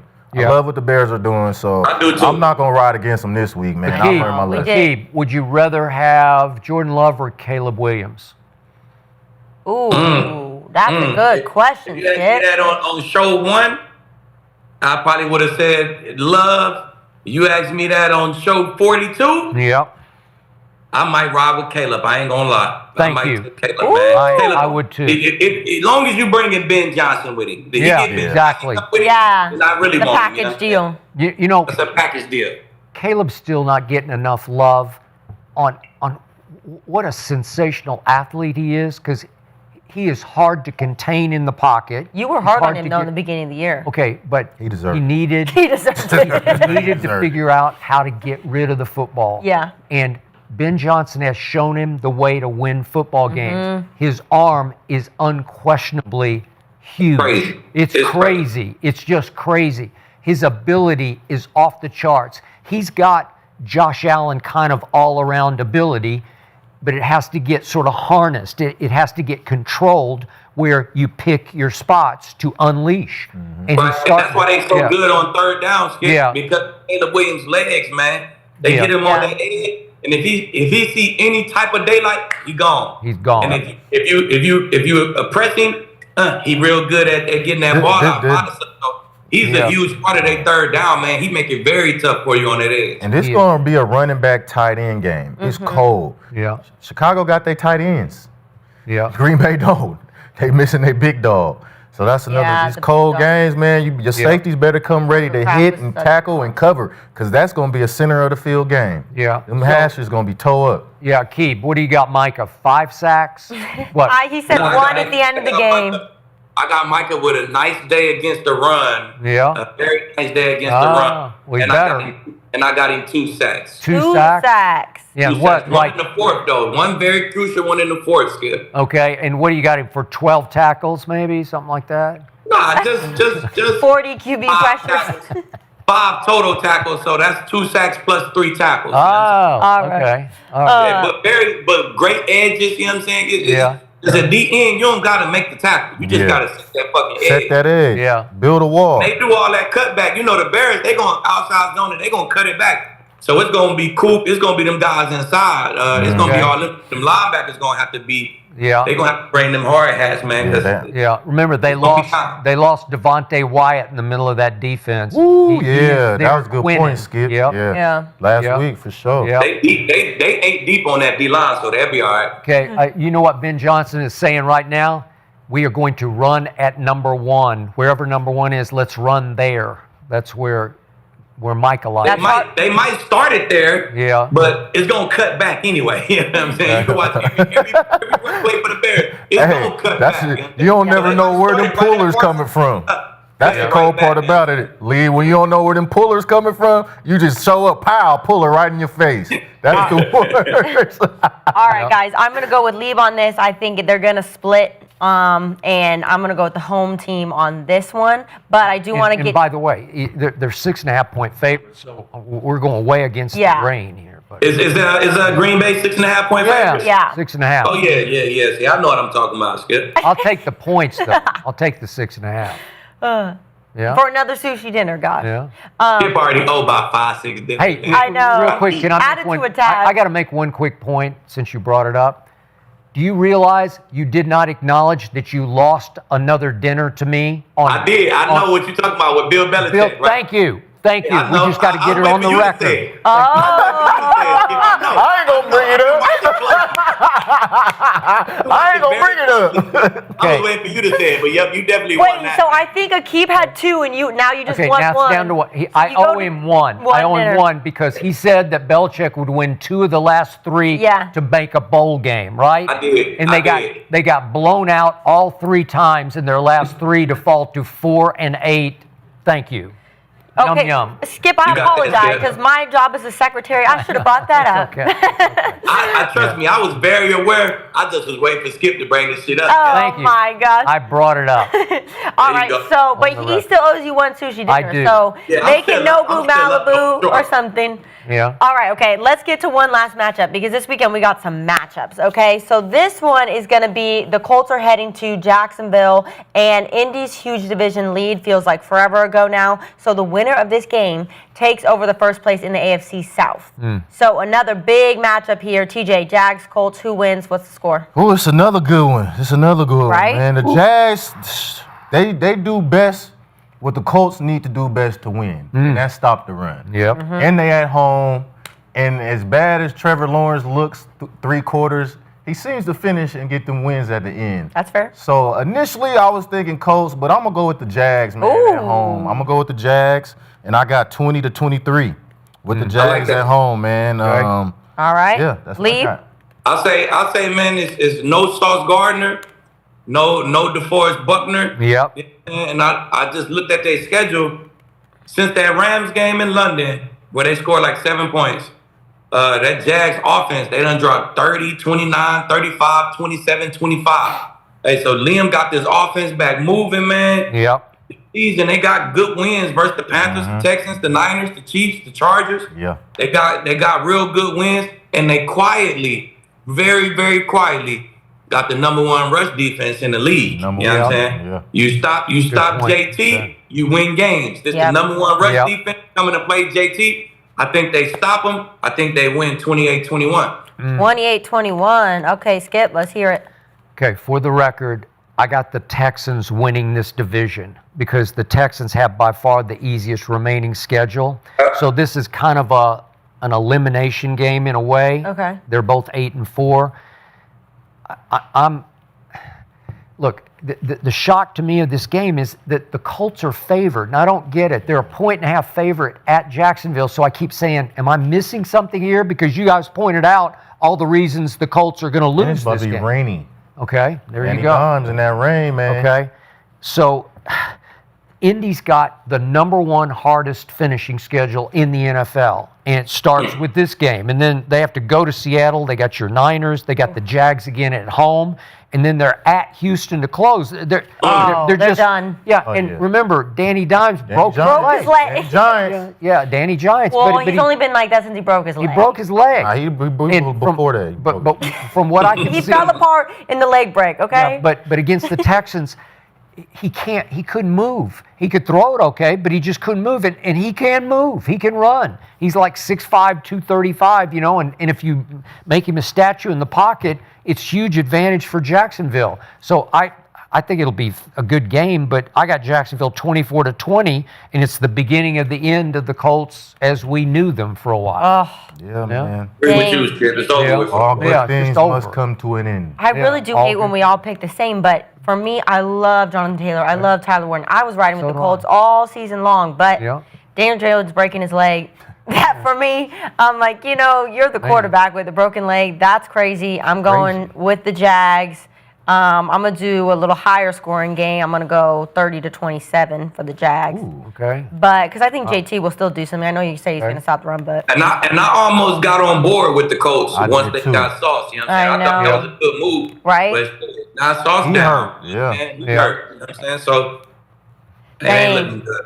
the whole arena is riding with the Jags. Well, that is all we have for today. Okay, real quick point. Aqib, would you give me the Bears and 6.5 for a dinner? I'll take the Bears to not take you to dinner.